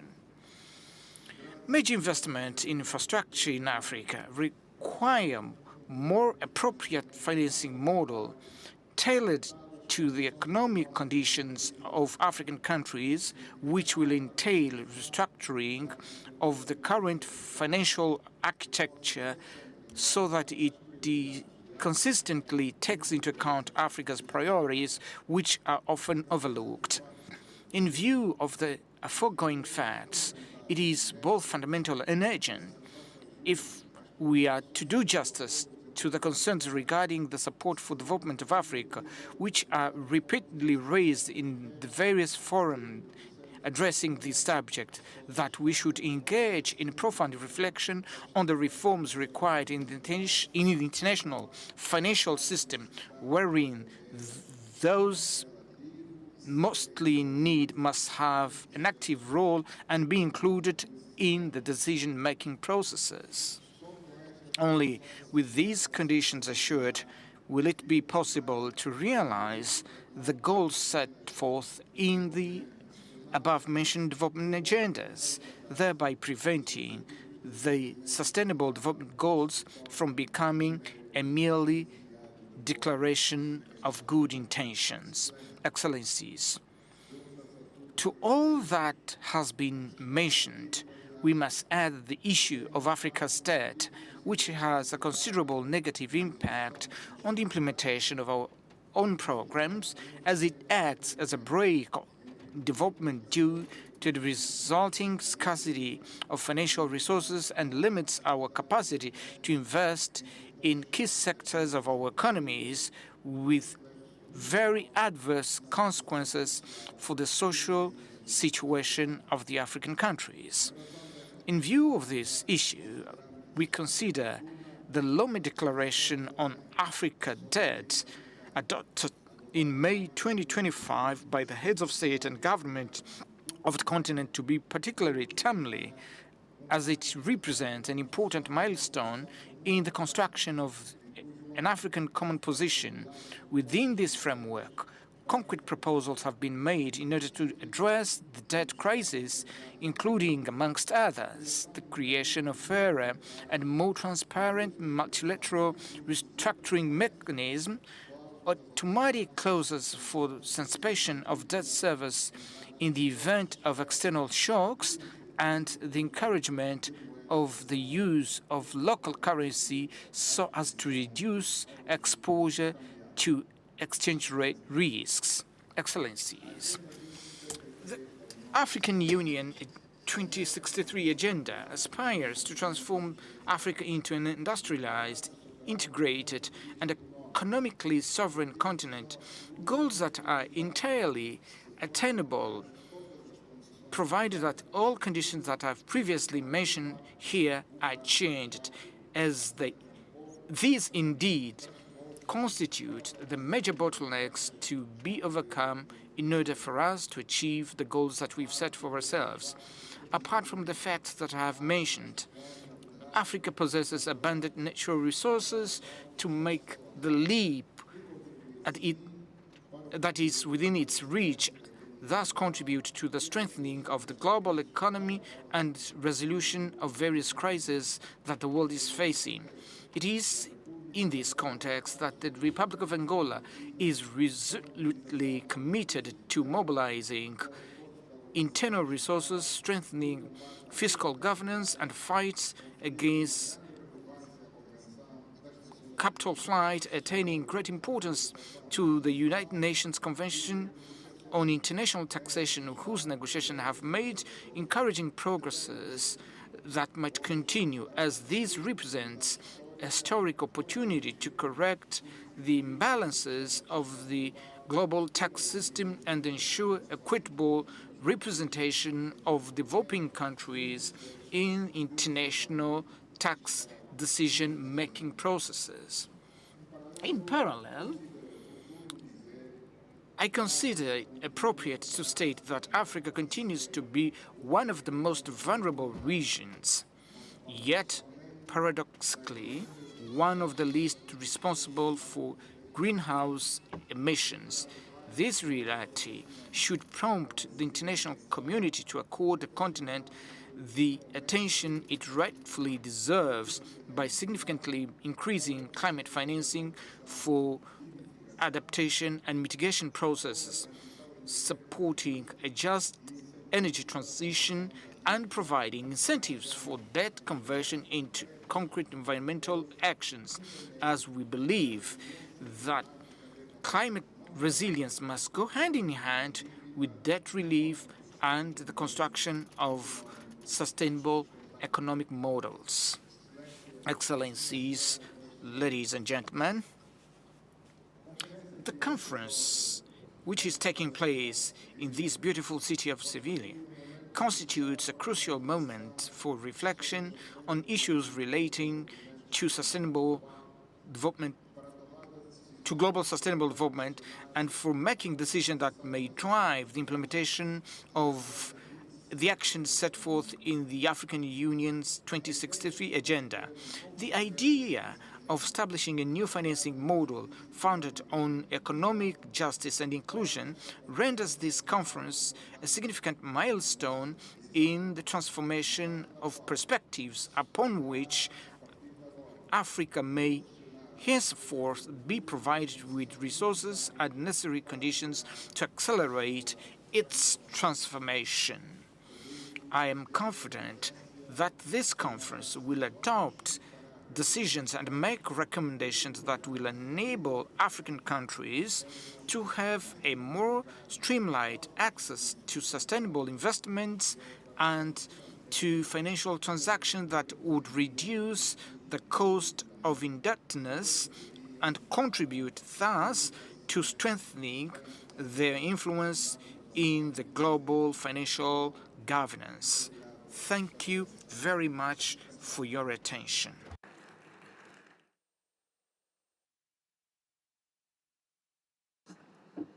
Doy las gracias. I thank the President of Angola, and I now have the honor of inviting His Excellency António Costa, President of the European Council, and Her Excellency Ursula von der Leyen, President of the European Commission, to speak on behalf of the European Union and its member states.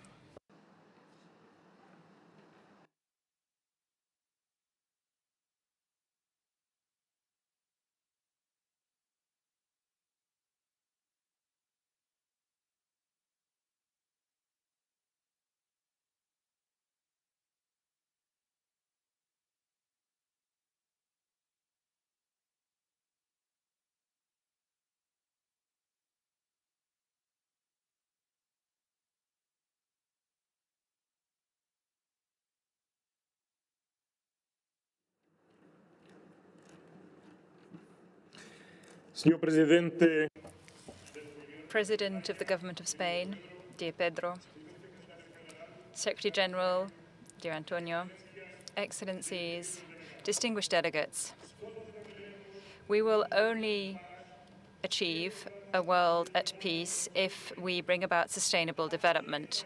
10 years ago, the world adopted a commitment for its own future, the Sustainable Development Goals.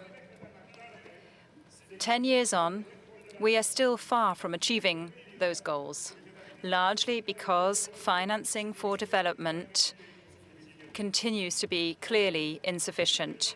Today, from this podium, Ursula von der Leyen and I wish to send a loud and clear message.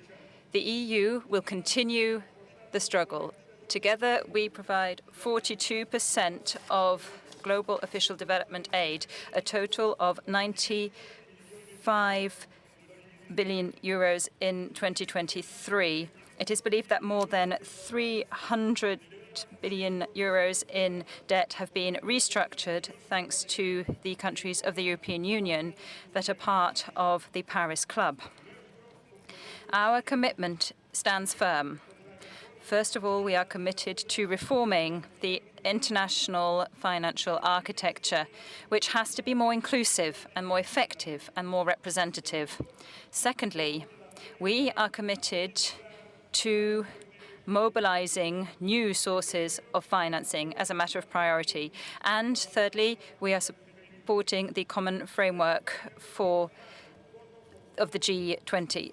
We have worked together in order to bring about the Sevilla commitment, which shows us the path to follow over the next few years, a path towards development which will not depend solely on the quantity but also the quality of aid mechanisms, one that will channel resources, both domestic and others, through greater tax collection.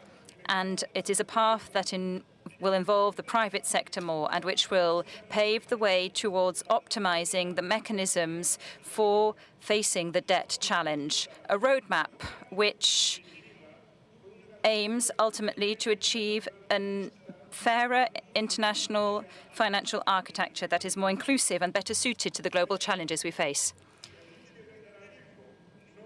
Multilateralism is not going through the best of times.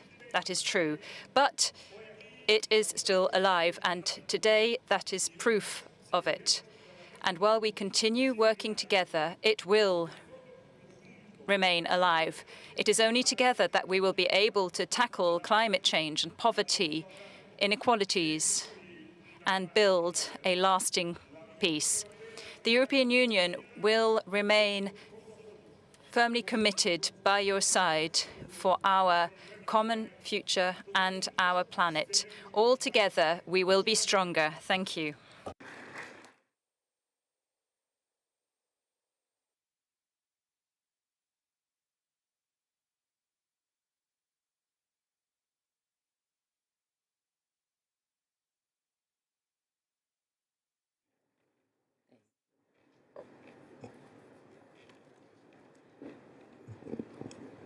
Mr. President of the Conference, Secretary General Guterres, what is that? Can this lectern please go down again? So, thank you, that is good. Be patient with me. Fantastic. Secretary General Guterres, Presidents, Prime Ministers, Excellencies, ladies and gentlemen, let me start with a basic fact. Last year, development aid worldwide stood at just over $200 billion. The Sustainable Development Goals annual investment gap, as Pedro Sánchez said, is in the trillions of dollars. To close this gap, we quite simply need a change of paradigm, new ways of mobilizing much more finance. This is a core of the Compromiso de Sevilla that we agreed today. And it is exactly what Europe aims to deliver together with our global partners. And let me make 3 points in 3 minutes. First, how to make the most of public investment. The European Union provides 42% of the world's development aid. We're proud of this, and our commitment is here to stay. At the same time, it is good that new donors are now stepping up. So why don't we combine forces, set up joint investment programs, that play on our respective strengths for maximum impact. This is the agreement we've just reached with India to invest together in third countries. And we will extend the same offer to other rising donors who share our goals. My second point, domestic taxation. This is the most sustainable source of funding for services like healthcare or education. And the fair tax system is vital to attract private investment.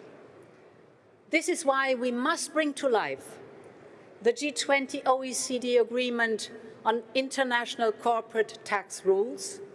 This will bolster revenues in developing economies.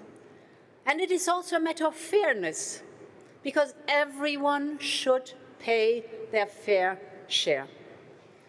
My third and last point, we need the private sector. The private sector must get on board. And this is at the heart of Europe's Global Gateway Investment Programme. We are attracting private capital in transformative development projects that create local growth and local jobs.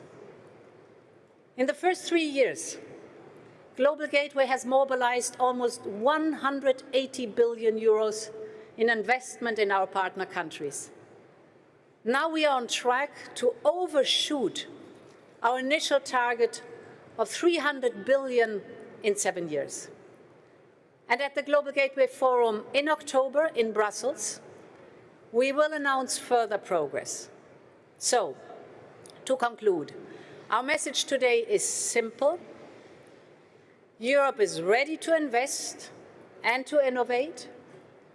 In these times of global uncertainty, you can count on us to support multilateralism. And to my good friend Ngozi, I listened very carefully to you. You have my full support to reform WTO. Thank you very much, and I wish us a successful conference.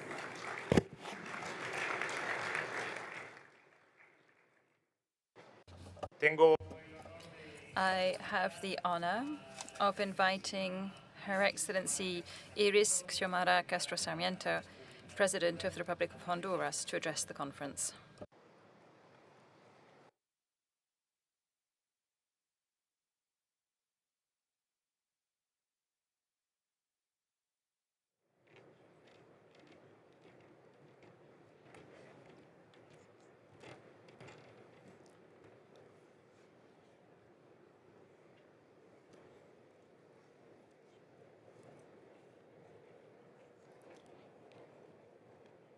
Buenos días.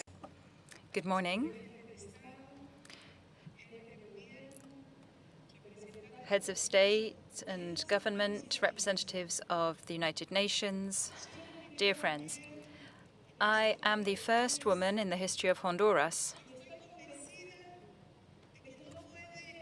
and I am convinced that we cannot speak of development unless we place financial equality and access to credit and gender equality at the very center of our efforts to achieve genuine global justice.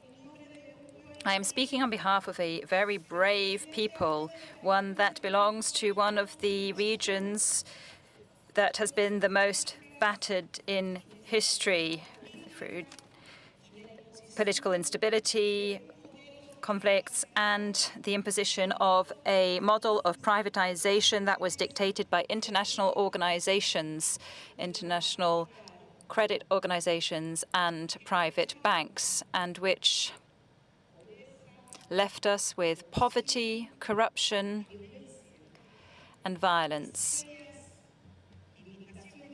as well as serious fiscal constraints which hamper our investment in our development. The president of the previous regime, Mr. Hernandez, who today has been sentenced in New York to 40 years of imprisonment, for 12 years and 7 months, He presided over a narco-dictatorship with the assistance of foreign actors, and he dismantled the productive base of our country. He granted privileges to major corporations, and he exempted the most powerful from paying their taxes. At the same time, he turned away completely from micro, small, and medium-sized enterprises. Today in Honduras,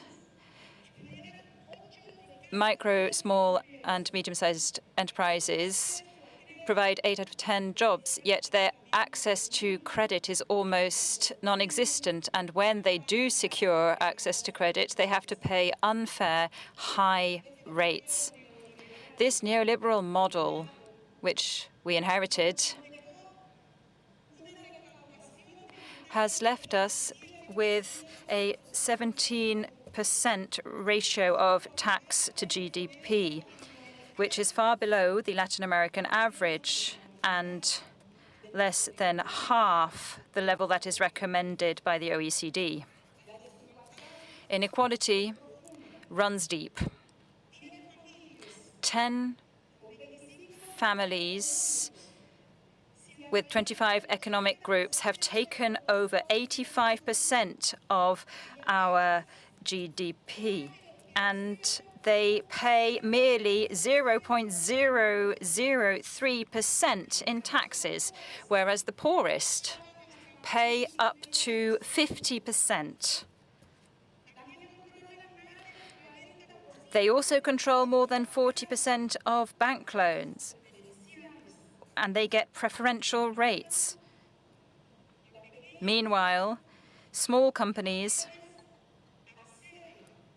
can barely access 0.04% of credit, and they do so at very high interest rates.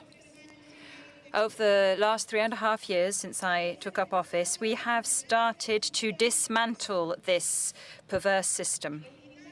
We are eliminating the corrupt private banking systems, and we have released vast swathes of our territory from speculative capital, which had been established prior to the coup d'etat. 2 years ago, I submitted a bill to Congress on tax justice to try and establish the principle of global income and to try and force the most powerful among us to pay their taxes.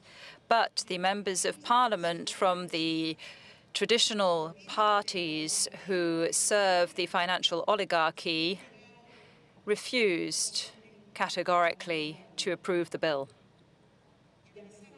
And despite all this, we have achieved something. We have managed to reactivate the agricultural bank, which had been inactive for years. It is now providing fair loans to small producers. Almost 1 million peasants now receive fertilizers and improved seeds.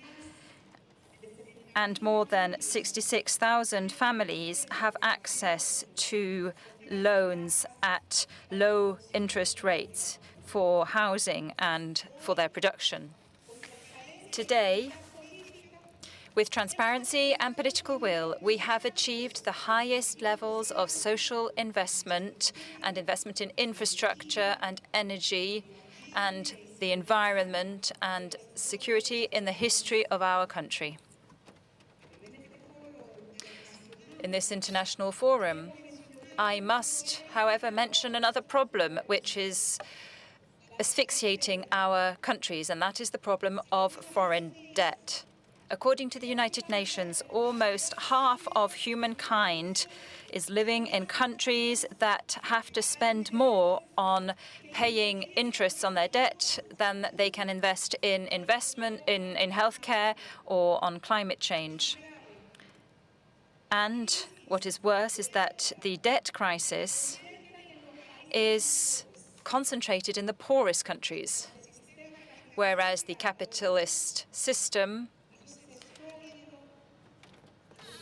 is robust and solvent, but it inflicts suffering in people's daily lives. The international financial system maintains our nations in a crisis that prevents us from investing and prevents us from addressing inherited social difficulties. Today, global public debt is in excess of $100 billion, and our budgets are bleeding as we have to pay banks and multilateral lending organizations, leaving very little for our people. So I would like to make an urgent appeal. We need structural transformation of the global financial system. We need to eliminate the tax privileges and the disproportionate control of the powerful, and to build a financing model that is based on justice and dignity.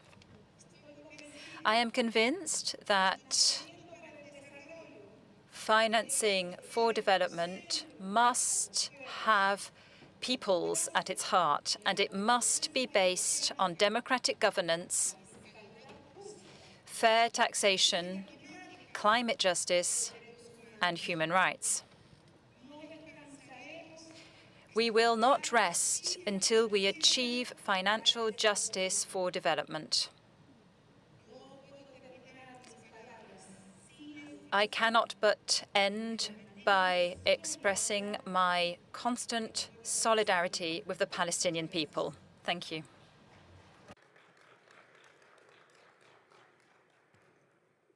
Doy las gracias. I would like to thank the President of the Republic of Honduras, and I now have the honor of inviting His Excellency Mohammed Ould Sheikh El Ghazouani, President of the Islamic Republic of Mauritania, to address the conference.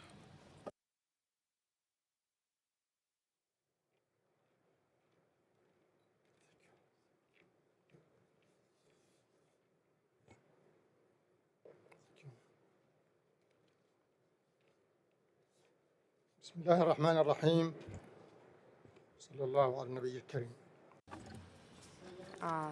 In the name of God, the merciful and compassionate. Excellencies, Prime Minister of the Kingdom of Spain, Excellency, Secretary General of the United Nations Organization, ladies and gentlemen, I wish to begin by extending my most sincere gratitude to His Excellency Mr. Pedro Sánchez, Prime Minister of the Kingdom of Spain, for his kind invitation and for the care and the kindness that he has extended on the basis of the robust ties linking our fraternal nations. I also wish to extend my gratitude to His Excellency Mr. António Guterres, as well as all specialized organizations of the United Nations for the commendable efforts that they have been undertaking to implement the Addis Ababa 2015 Program of Action, as well as the commitments that have been undertaken through the Pact for the Future in 2024, particularly vis-à-vis the promotion of the spirit of partnership and solidarity and enhancement of multilateral cooperation in order to establish a conducive environment for sustainable development and to reform the international financial governance system.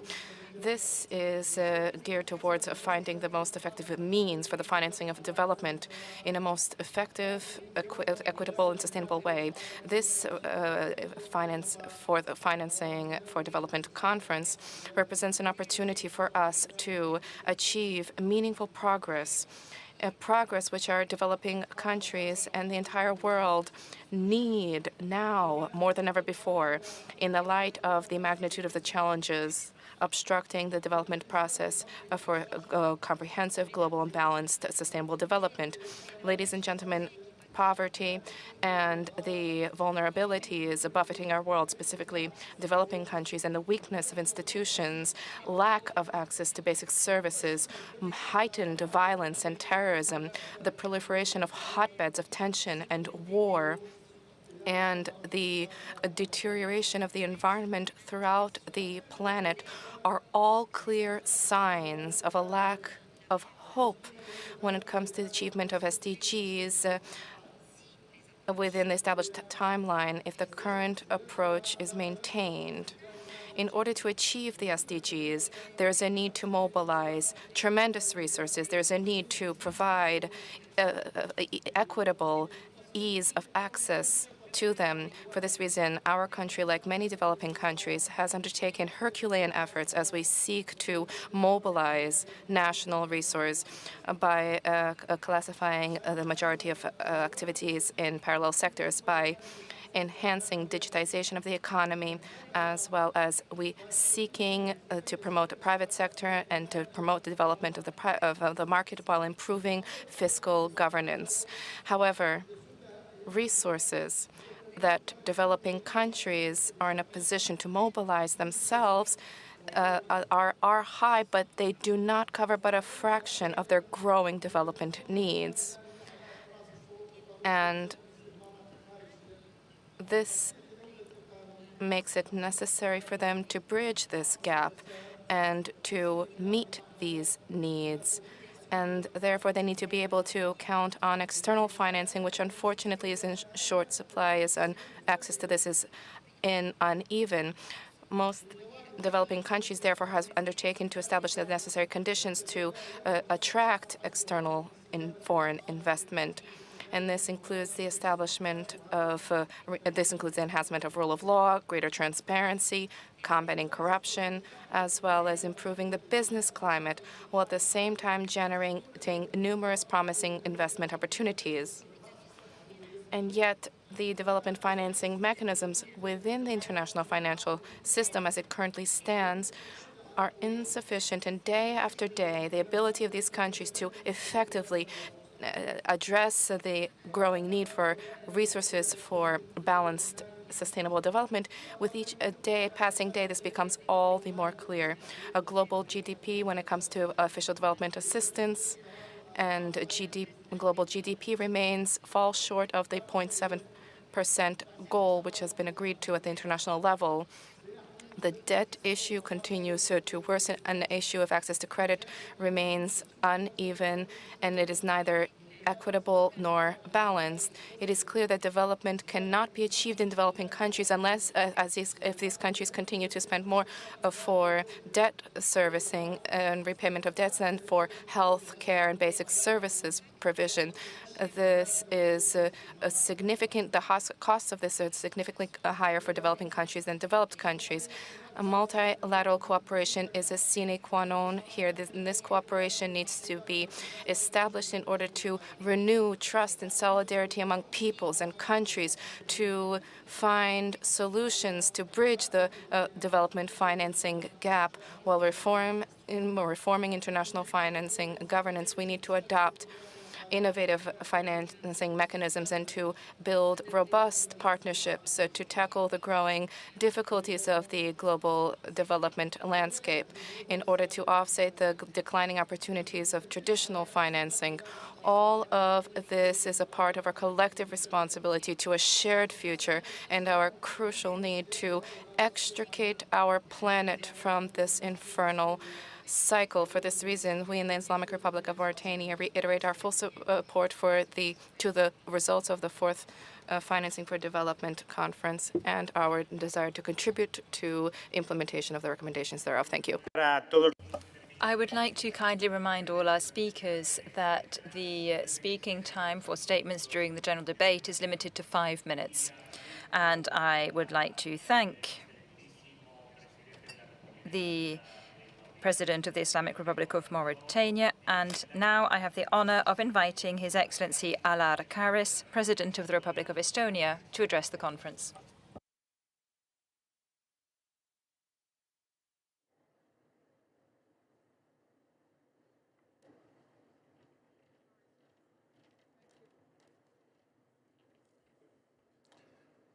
Honorable UN Secretary General Guterres, President of the conference, esteemed organizers, dear colleagues.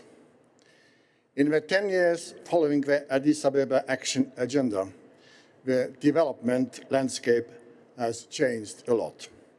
We are facing a growing number of challenges which are reducing the resource available for development financing.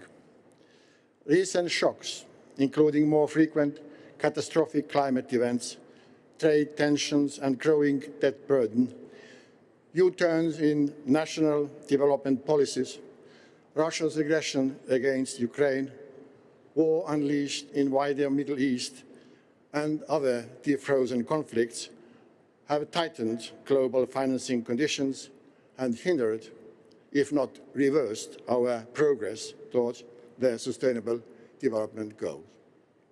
Therefore, it is pertinent to ask, what shall we do more, differently or better to overcome this?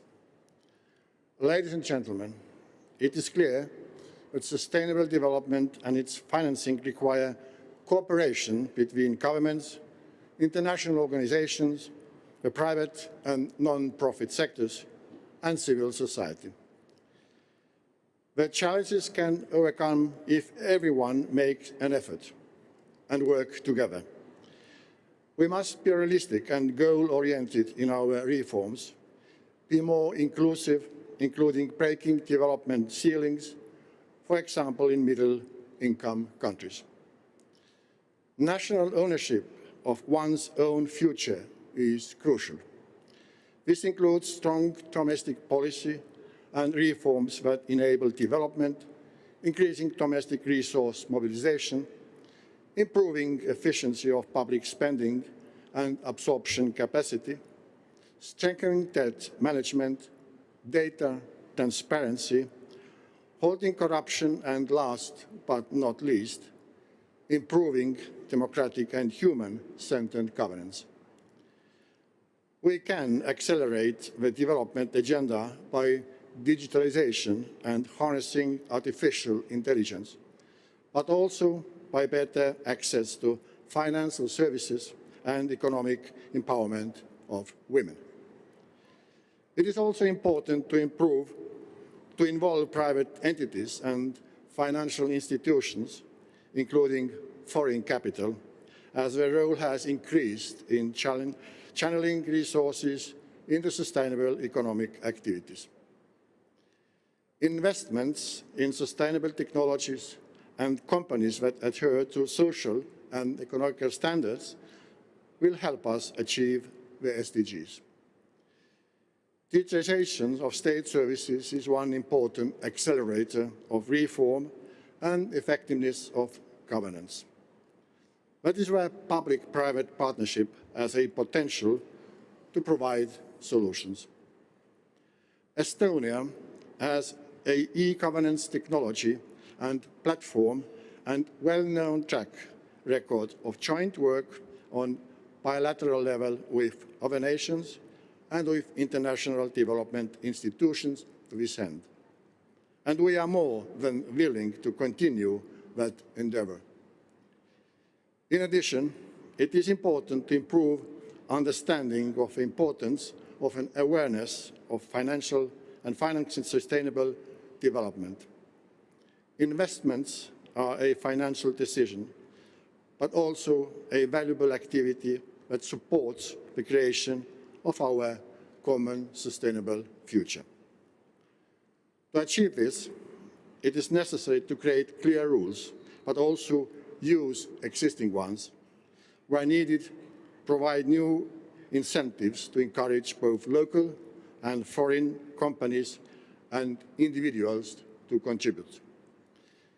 It is also important to strengthen financial instruments, such as green bonds and sustainable development funds. These financial instruments allow for the raising of capital and its responsible and efficient channeling. There must also be a clear system of metrics and reporting to help monitor the impact of financing and ensure that resources are indeed used for their intended purposes. To conclude, financing sustainable development requires innovation, collaboration, and commitment. If we can invest wisely and responsibly, we can create a better future for our planet, society, and economy. Let me reiterate that Estonia is and will be a reliable and solid donor. Estonia's strength, education, and digital development are domains in which we share our 35 years of reform experience.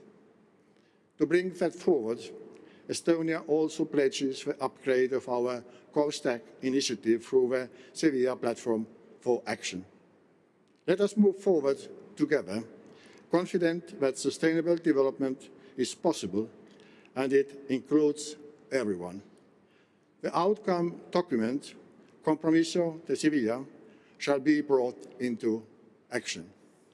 Thank you very much for your attention.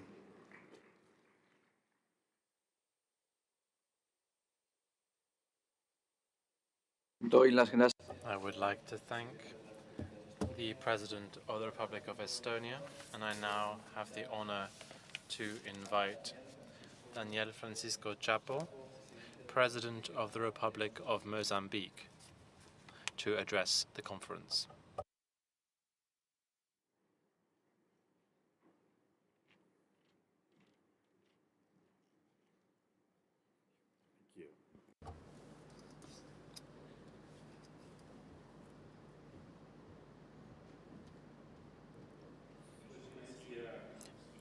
Your Excellency, Mr. António Guterres, Secretary General of the United Nations, Your Excellency, the President-elect of the 4th International Conference on Financing for Development, Your Excellency, Mr. President of the Government of Spain, Your Excellency, Dennis Francis, President of the 79th Session of the General Assembly of the United Nations, Your Excellencies, heads of states and governments here present, esteemed representatives from various organizations, distinguished guests, ladies and gentlemen. It is with great honor and a deep sense of responsibility that Mozambique stands before you in this global conference here in Sevilla, dedicated on financing for development. We applaud the approval of the Sevilla commitment. This conference offers a strategic opportunity to reflect on effective, innovative, and sustainable solutions for the challenges that the countries in the Global South are grappling with. And we reaffirm the value of multilateral cooperation for the realization of the UN Agenda 2030. Mozambique has enjoyed remarkable economic growth over the past 2 decades. However, internal and external recent shocks, such as terrorism in the north of the country, especially in some districts of the province of Cabo Delgado, extreme climatic events like floods, cyclones, due to our geographical location, have caused social hardships that have slowed our economy, reducing employment, especially for the youth, food security, and the state's capacity to finance vital sectors such as healthcare, education, and infrastructure. In spite of this pressing situation, we are strengthening our commitment to structural reforms guided by a clear vision towards economic transformation embodied in our National Development Strategy 2025-2044, consisting of 5 intertwined pillars, namely good governance, strategic infrastructure, industrialization, human capital, and environmental sustainability. This vision is well aligned with the central principle of this conference, which has to do with the urgency for a more inclusive global financial architecture that provides developing countries better access to financing and more equitable opportunities. At the domestic level, we prioritize the expansion of the taxing basis and modernization of the fiscal system, with special focus on digital taxation, review of fiscal benefits, and control of natural resources export. We are also implementing a national strategy for climate financing as to transform Mozambique into a regional green financing by 2035. We commend this conference for placing emphasis on innovative instruments such as the blended finance and underscore the urgent need for strengthening national development banks as catalytic platforms for investment in industrialization, including small to medium enterprises and the sector of agriculture as the basis for development. Ladies and gentlemen, based on this vision, Mozambique wishes to present a concise set of strategic proposals that are aligned with the expected outcomes of this conference. 1. A new results-based global partnership for climate finance focusing on highly vulnerable countries with low emission of carbon and adaptation projects. Creation of national and regional development banks to finance industrialization in rural areas, small to medium enterprises, and green economy. Continental platform for digital financial inclusion, focusing on youth and women initiatives to promote access to micro-investments through African fintechs. Multilateral mechanisms for debt sustainability management with guidelines on transparency and incentives to investment in strategic sectors. Global compact for human capital development with regional centers of excellence in energy transition, agro-industry, and digital governance. These proposals are not just national solutions, they are a call for concerted global action. We need a new model for cooperation that places climate finance, inclusive industrialization, and strategic capacity building at the center of the global priorities.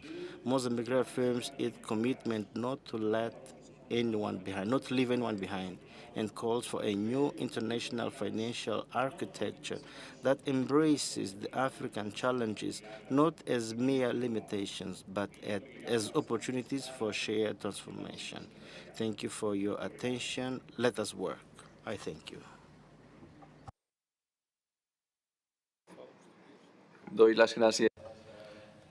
I thank the President of the Republic of Mozambique for his statement. I now have the honor to invite His Excellency William Ruto, Head of State and Government of the Republic of Kenya, to address the conference.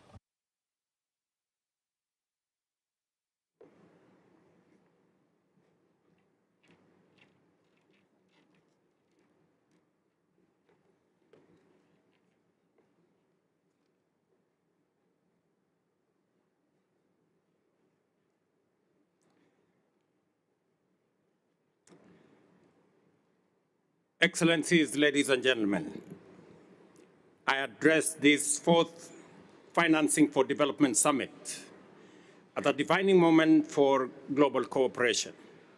The agreed outcome document signals a renewed, if not hard-won, commitment to multilateralism and equitable development. I welcome its emphasis on national ownership and sovereignty. For those of us from Africa, Africa's development is first, our foremost responsibility. We approach it with purpose and determination.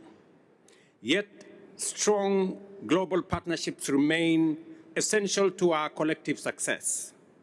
Calls for greater flexibility in ODA are steps in the right direction. I am encouraged by the recognition of trade and industrialization as drivers of structural transformation. No country has achieved lasting prosperity without manufacturing and export diversification.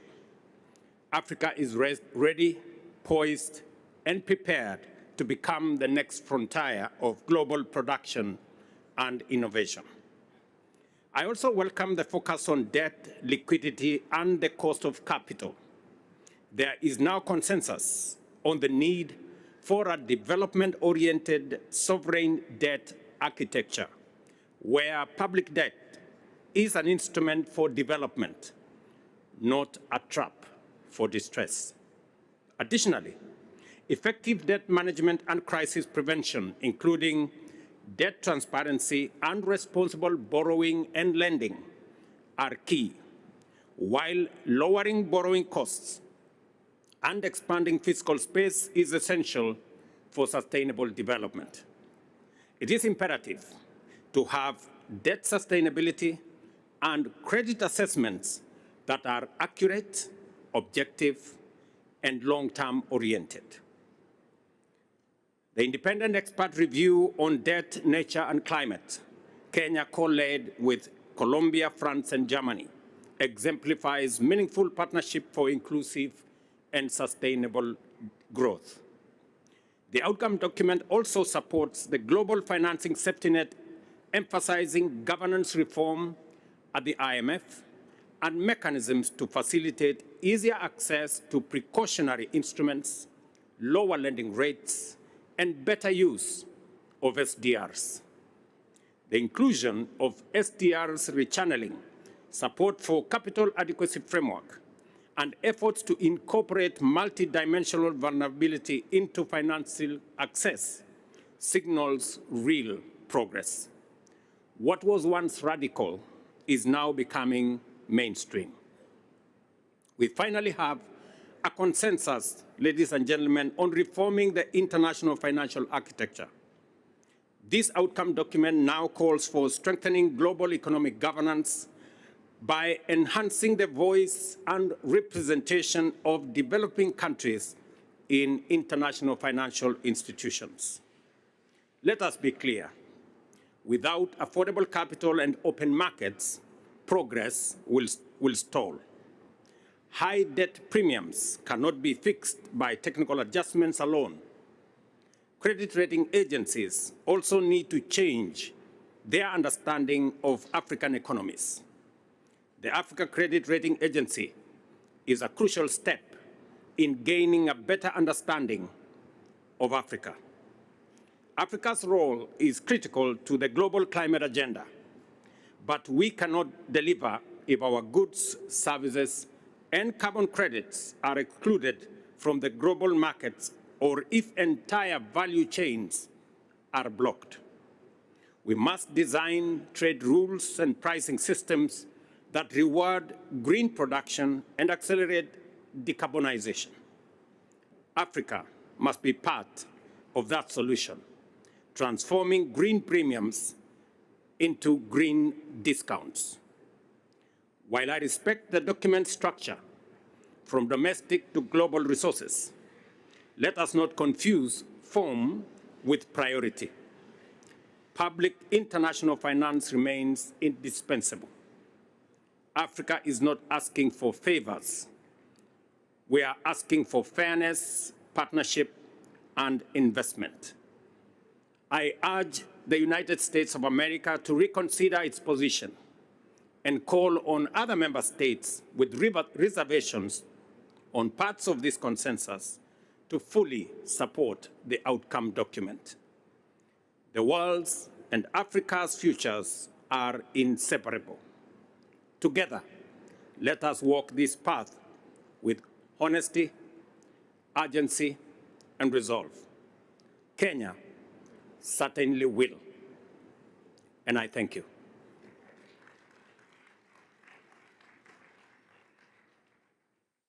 Doy las gracias.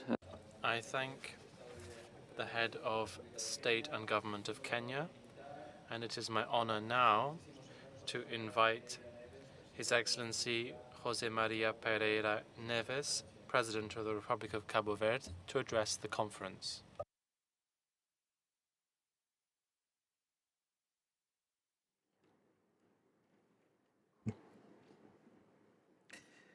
Monsieur le Secrétaire Général, Mesdames et Messieurs les... Ladies and gentlemen, heads of state and government, distinguished delegates, I welcome the adoption of the Sevilla Commitment the Sevilla commitment, which can become an operational tool for transformation, provided that this is supported and underpinned by robust, measurable, and appropriately financed commitments. We are living in an era of historic need. The annual deficit of $4 billion in the financing of the Sustainable Development Goals is not merely a figure. This is a global alarm. This reflects the structural asymmetries within the international financial architecture, which continue to penalize developing countries, in particular, small island developing states. Cabo Verde is well aware of these limitations.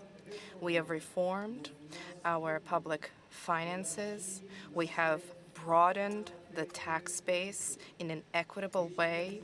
We have digitized the processes, and we have aligned our budgetary policies with the SDGs.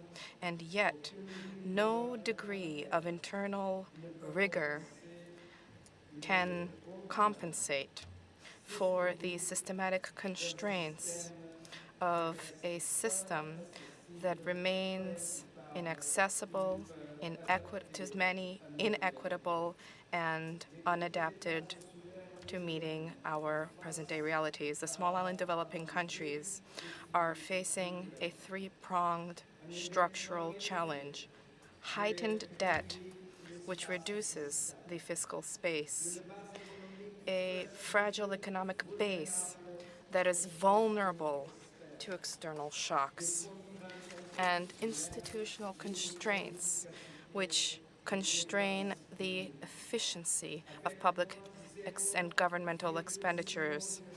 With less than 0.003% of global emissions, Cabo Verde is buffeted by the disproportionate consequences of climate change, with resources at our disposal that fall short of what is necessary to tackle this challenge and rebuild. We stress the urgent need for additional predictable and adaptation-targeted climate financing, particularly in the areas of renewable energies, coastal protection, water management, and sustainability of the oceans. We support the Antigua and Barbuda agenda for small island developing countries.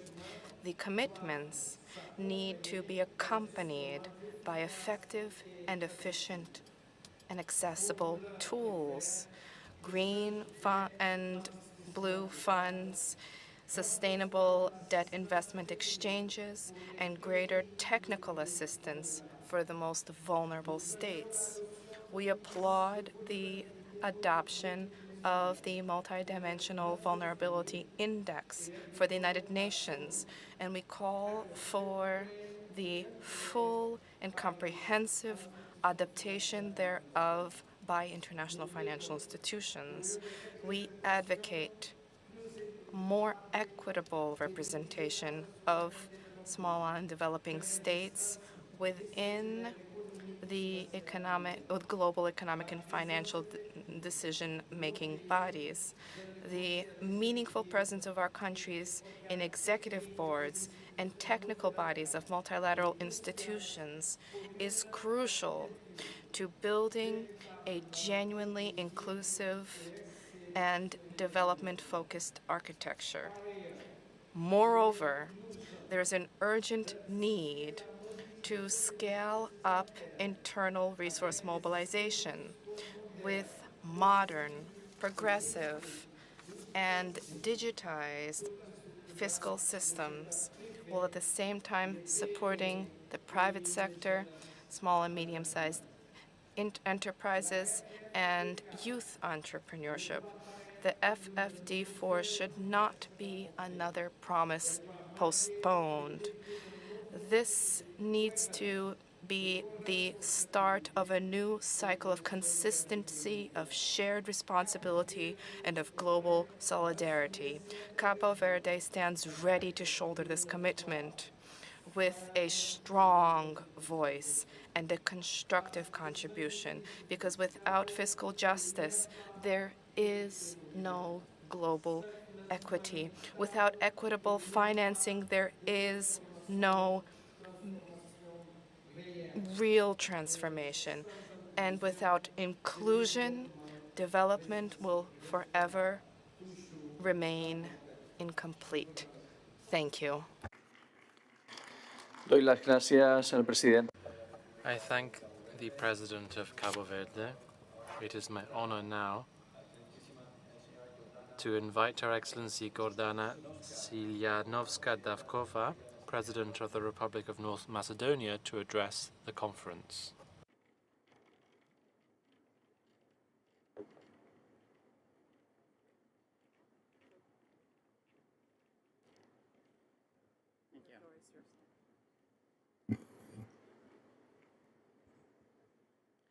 Your Excellencies, ladies and gentlemen, I wish to extend my heartfelt gratitude to our Spanish hosts for organizing this 4th International Conference on Financing for Development in Seville.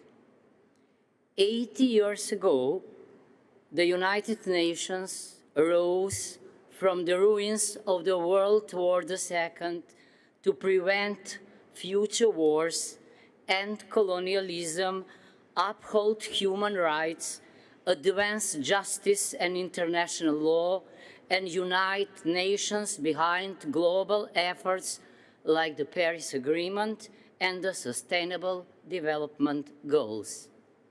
80 years on, many of these achievements are unfortunately being undermined by geopolitical rivalry, economic fragmentation, and systemic risks. The multilateral efforts to implement the SDGs and address the pressing global challenges of poverty, inequality, climate change, and injustice are often being considered a Don Quixotic mission. Just as Don Quixote faces misunderstanding and resistance, the Sustainable Development Movement encounters geopolitical and geoeconomic challenges. Despite these setbacks, we believe that a better world is possible, even if the path is difficult. To revitalize the UN and strengthen the multilateral system, we adopted the Pact for the Future as a new global Rousseauian social contract. At the core of every social contract lies a fundamental truth that all parties share a responsibility not just to uphold their rights, but also their duty to care for the system. A social contract is not a passive agreement, but a living commitment. Financing for development must unite strategy, capital, and multilateral support in coherent ecosystem. As a small European country, we are committed to integrating the Sustainable Development Goals into our strategic documents. Nearly 2/3 of the SDGs are linked to European Union reforms. The latest UN Sustainable Development Cooperation Framework aligns with our National Development Strategy 2024-2044. To bridge the gap between ambition and reality, we need access to fair finance and cooperative partnerships. On our journey toward a better future, trusted partners like UN agencies and the development agencies of countries like Austria, Germany, Japan, Slovakia, Sweden, Switzerland, Turkey, UK, and others work with us. They bring experience, resources, and support to strengthen our communities by helping ensure that every project truly reaches the people. At the same time, investment banks are helping us turn ideas into tangible progress. Through the Green Finance Facility, the European Bank for Reconstruction and Development promotes just energy transition and supports us address air pollution and climate change. The World Bank focuses on poverty reduction, healthcare, and education. The European Investment Bank invests in sustainable infrastructure and climate initiatives contributing to innovation and climate action goals. The Western Balkans Investment Facility coordinates investments from the EU, financial institutions, donors, and beneficiaries. Together, these partners help align Macedonian development with global sustainability targets, boosting resilience, economic growth, and environmental protection. There is another reason why these partnerships are so important. When money rules, we tend to remember the price of things and forget the value of things, and that is dangerous. Investment banks, development institutions, and international donors remind our national institutions of the value behind every loan and donation. Ladies and gentlemen, it might seem that we are fighting the windmills of our times, but despite the obstacles, we must continue on our quest for a better, more sustainable world. Being a responsible party of the global social contract, we support the Sevilla commitment on financing for development. As the second Secretary General of the United Nations, Dag Hammarskjöld, once said, "The pursuit of peace and progress cannot end in a few years, in either victory or defeat. The pursuit of peace and progress, with its trials and its errors, its successes and its setbacks, can never be relaxed and never abandoned." Thank you. Doy las gracias. I thank the President of the Republic of North Macedonia, and I have the honor of inviting His Excellency Andrzej Duda, President of the Republic of Poland, to address the conference.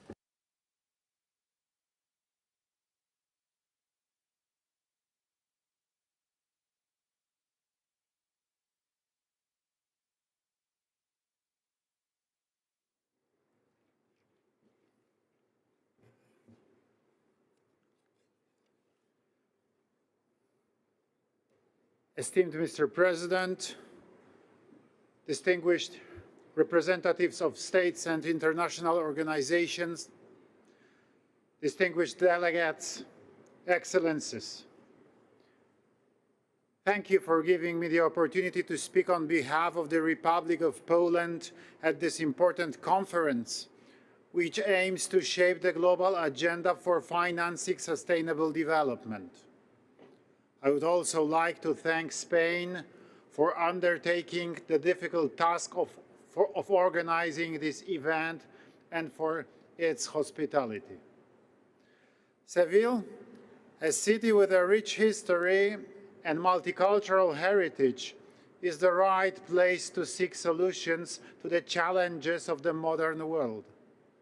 I believe that we are facing a historic opportunity to jointly set the direction for global efforts towards sustainable development, social justice, and the fight against poverty. Ladies and gentlemen, the world is at a turning point. Climate change is affecting the poorest communities, who are often the least responsible for its causes. Economic inequalities are deepening, and access to education, healthcare, and innovation remains a privilege of the wealthiest.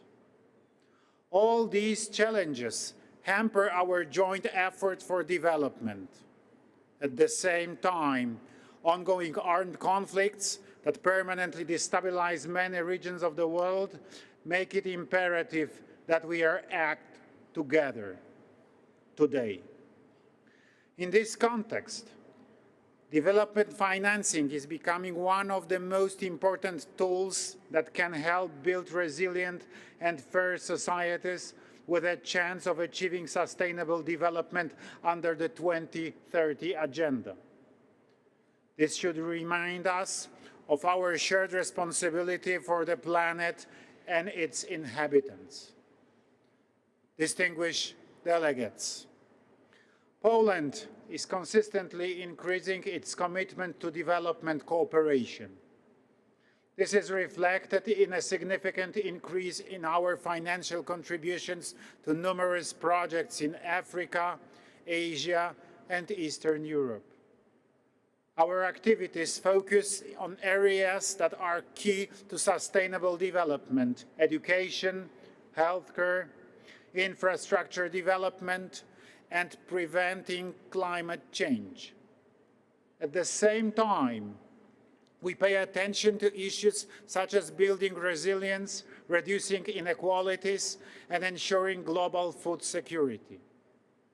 We believe that effective development cooperation requires the efforts of all parties involved, which is why our projects are based on the principles of partnership, respect for local needs, and long-term perspective. Poland consistently emphasizes that achieving sustainable development, as well as lasting peace and security, requires effective international cooperation based on established principles of international law and the idea of solidarity. This is why the slogan, "Solidarity for Development," is the guiding principle of Poland's multi-annual development cooperation program for 2021-2030, and the motto of its current membership in the United Nations Economic and Social Council. We believe that real development is only possible when it's based on mutual trust and cooperation. Excellencies, Poland believes that the foundation of the effective development financing is the building of strong and transparent public institutions that will guarantee the creation of an appropriate legal framework and a favorable business environment. Only such institutions will guarantee the effective mobilization of national public funds and their rational use. They will also contribute to the fight against illegal financial flows, corruption, money laundering, and the elimination of tax havens. On the other hand, we also need mechanisms that will attract private capital for development purposes. The aforementioned creation of an appropriate business environment by strong and transparent public institutions is one of the solutions that will attract private funds to finance investments and development needs. In addition, Poland supports the creation of conditions for the development of public-private partnerships and promotes the use of financial instruments such as credit guarantees and mixed funds, which increase the scale and scope of aid activities. In our development efforts, we must remember the strong interdependence between different socio-economic areas and the key role of the implementation and respect of human rights in ensuring the stability of societies, lasting peace, and a good standard of living for citizens. The international community, for its part, should reach out and ensure the stability and predictability of development financing, including technical assistance to developing countries. Ladies and gentlemen, Let this conference in Seville be a turning point at which we make a bold commitment to financing sustainable development. Poland will continue its current efforts in development cooperation and will share its experience with every interested partner. I believe that together we can build a world where no one is left behind. Thank you for your attention.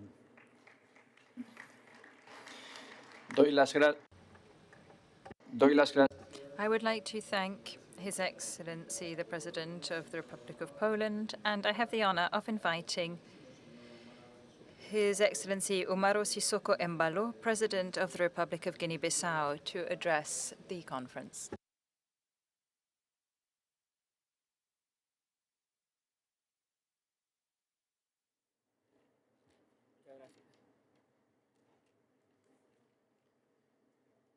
Señor Presidente de Gobierno de España. Mr. President, Mr. President, the government of Prime Minister of Spain, Pedro Sánchez, esteemed head of state and government, representative of international financial institutions, and other participants. Honorable guests, ladies and gentlemen, first and foremost, I would like to thank the Spanish authorities, and in particular Prime Minister Pedro Sánchez, for the warm welcome we have received. I would like also to take this opportunity to congratulate them on the excellent arrangement made to host and ensure the full success of this important event. Excellencies, ladies and gentlemen, this is the 4th International Conference on Financing for Development. Unfortunately, the objectives and commitments made in Monterrey, Doha, and Addis Ababa have not yet been fully realized. Time has come for us to reassess our approach and to create more realistic, effective, tailored financing mechanisms that meet the needs of developing countries. To achieve the Sustainable Development Goals, as well as the targets of the African Union Agenda 2063, countries like Guinea-Bissau need to mobilize significant resources far beyond what is currently possible through domestic revenues or external aid. At the national level, we continue to face financing deficits in essential sectors such as health, education, agriculture, infrastructure, and climate change adaptation. These deficits are further exacerbated by external factors such as the instability of international markets, limited access to credit due to high interest rates, the effect of climate change, as well as the unpredictable economic impact of armed conflict and global geopolitical crisis. The burden of external debt makes it more difficult for countries in the global south to invest in sustainable development. We need more flexible and a more balanced treatment in the international financial system. In this regard, Guinea-Bissau advocates for a deep reform of the international financial architecture so that it becomes fairer, more equitable, and more accessible to most vulnerable countries. Countries like ours need financing that is predictable, flexible, and tailored to our socioeconomic realities and aligned with our national development plans.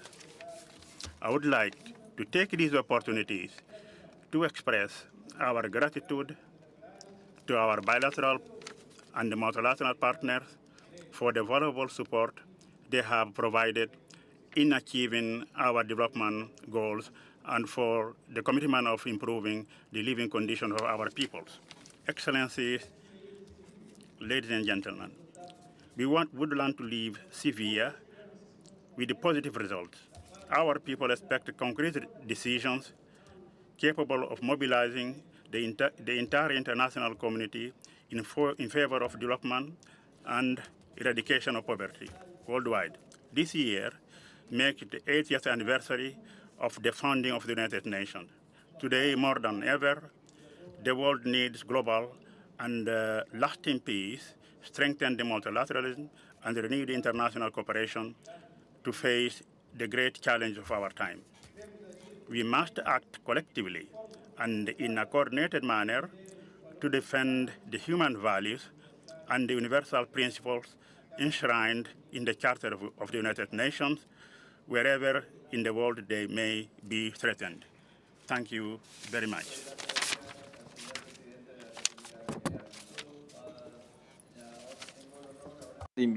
I thank the President of the Republic of Guinea-Bissau, and I now have the honor of inviting His Excellency Massoud Pezeshkian, President of the...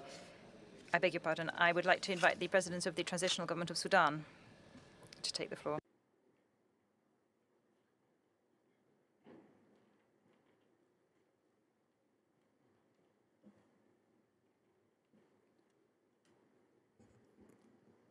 Bismillahir-Rahmanir-Rahim. In the name of God, the merciful, the compassionate. Mr. President, Excellencies, Heads of State and Government, Your Excellency Secretary General of the United Nations, ladies and gentlemen, may the peace, mercy, and blessings of God be upon you. It is my pleasure to speak to you at this important international conference, which is a vital platform to achieve global solidarity and international cooperation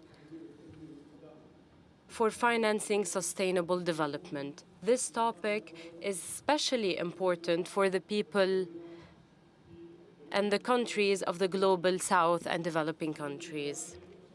It is my honor to represent the people and government of the Sudan and to take part in this conference as we are facing one of the most difficult challenges in our modern history. At the outset, I would like to let you know that the Sudan has made important steps towards civil order by appointing a civilian prime minister in the transitional government. This appointment reflects the Sudan's firm will to continue building state institutions and promote democratic transition in order to build a better future for our people.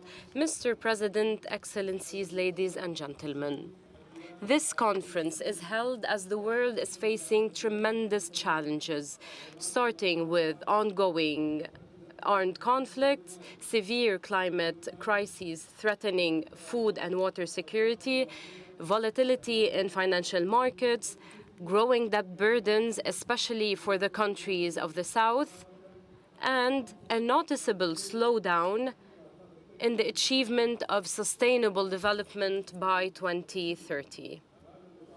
During these difficult international times, the Sudan is going through an exceptional time due to the repercussions of a destructive war of aggression that started in April 2023. An outlaw militia has rebelled against state institutions, leading to large-scale destruction of our basic infrastructure and severe humanitarian crises. Mr. President, despite these tremendous challenges, the people of the Sudan continue to hold on to hope. They are willing to engage constructively with the international community to reconstruct their destroyed country and to achieve development and peace while overcoming all conspiracy and targeting plots. As the Secretary General and other speakers said, we are not asking for favors and compassion. We are not asking for temporary assistance. We are asking for sustainable support that is based on genuine equity and a fair international system that allows the Sudan and other countries to meet their development commitments. The crisis in the Sudan has undoubtedly proven that the current global financial system needs radical reform to achieve justice, balance, and an equitable representation of developing countries in decision-making. We need a more comprehensive and just international financial system that reflects the aspirations and interests of developing countries and that gives them an effective voice in the drafting of international policies. We also call for the reform of global financial institutions to make them more resilient and able to swiftly respond to crises and sustainable development. Excellencies, ladies and gentlemen, development can only be achieved when peace and stability prevail. The people of the Sudan, despite the tremendous wounds, are looking forward to building a new international partnership based on mutual respect and the respect of national sovereignty and common interest. We would like to thank the King of Spain and the government of Spain for the warm hospitality. We would also like to thank the Secretary General of the United Nations for his continuous efforts in order to guarantee that the United Nations plays an effective role. We hope that this conference leads to recommendations that could lead to commitments to reform the international financial system and to allow the peoples of the South and the peoples of developing countries to prosper. Thank you very much.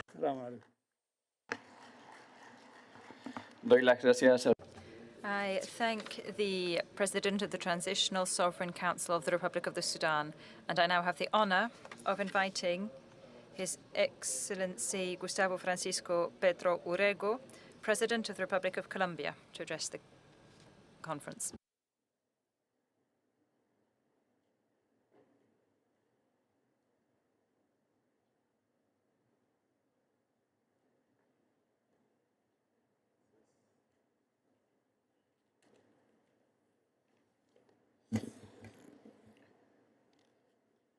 Gracias.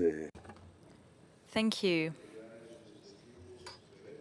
I think that I have already, in various international events, heard about the need for us to focus on what, for me, is the global priority agenda, given the scope of the problems that we have to address, the scope for destruction of life and humanity that they have. A humanity which, according to what the scientists are saying, is on the brink of extinction, cannot take on more problems than the ones that it already has to face. It has to address those problems that are putting the very existence of humankind and the planet at risk. Otherwise, it would be a case of collective suicide. In recent years, there have been two problems that have emerged and which science has been denouncing and which, according to science, could potentially end humankind. The first one is the climate crisis with countless COPs. You know, there have been 30. Let's hope that the one in Brazil is going to be the final COP. In Cali in Colombia, there was COP16 on biodiversity. So 30 meetings of heads of state in an effort to build, and I'm going to emphasize this word, a plan, to try and build a plan for mitigating climate change and saving life and the planet. A plan,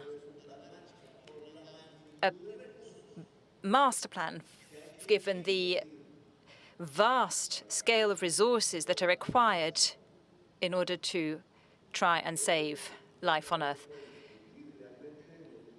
But in the last few months, we've not been hearing so much about it. The second major challenge facing humanity today is that of artificial intelligence. And that is nothing than the digitalized accumulation of human thinking from times past and today. It isn't like God from above, from the sky. Rather, it goes underground through the fiber optic cables. The problem lies in who controls it. We've got 5 mega billionaires who have taken over through information networks and the bits which today constitute collective human thinking, or the thinking of humanity as a common good, and which therefore should warrant a multilateral international treaty to regulate the market of artificial intelligence and to not allow for those who own this lifeblood control humanity. Rather, we need humanity to control artificial intelligence. Humanity may die a physical death because of climate change, but according to a physicist, we could also die out as humans because we fail to distinguish between the real world and the virtual world, and our human dimension, our human senses would come to an end. This is what we're talking about today. Today, if you look at the newspapers, the agenda seems to be a different one. They have removed the main discussion of the agenda, the discussion that has to do with the future of our children. They have taken it off and imposed a different discourse upon us, one of bombs and genocide, the genocide in Gaza, bombs on Iran, bombs on Israel, the war in Ukraine, the war in Russia, the war for the oil and gas, the war for power in the world, war so that power can continue to dominate humankind. And why? Because instead of talking about what could wipe out life on Earth, we are talking about wars and concealing the very existence of genocide. And we have no excuse today. We cannot pretend we don't know what genocide is. We're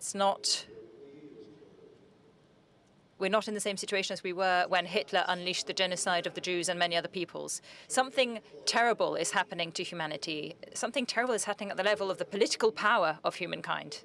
And I think I'd like to put that out there today as my thesis for this conference. We are not talking about what the Vatican suggested. We're not talking about what the Kenya, France, Germany, and Colombia group suggested about restructuring the global financial system, which would involve the IMF taking up this task as a matter of priority.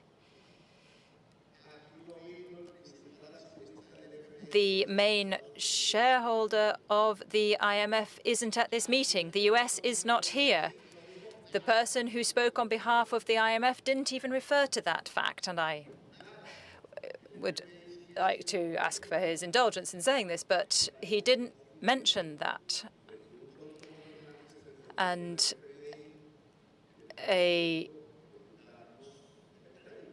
it appears that the IMF is going to turn off the taps at some point, and that is not what the IMF should be discussing. Rather, the IMF should be discussing the proposals made by the Vatican and Kenya, France, Germany, and Colombia, and what came up in the COPs and other meetings.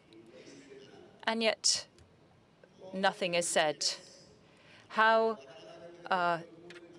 debts issued in order to try and reduce the global debt and invest in projects that can reverse the trend with climate change. That is what the IMF should be proposing. You know, we should end the tradition of country risk. Why is it more risky to invest in Brazil that has the Amazon and the lungs of the world than the United States, which is the chimney and the main polluter, and which is leading us to the brink of extinction with China. The people, humanity, has to respond.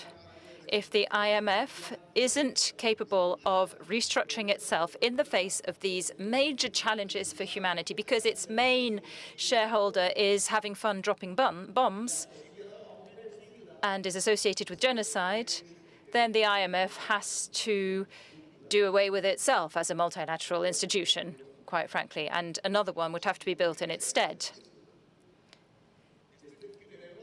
And I think that is the discussion that we have to start having, and we need to do so urgently because time is running short.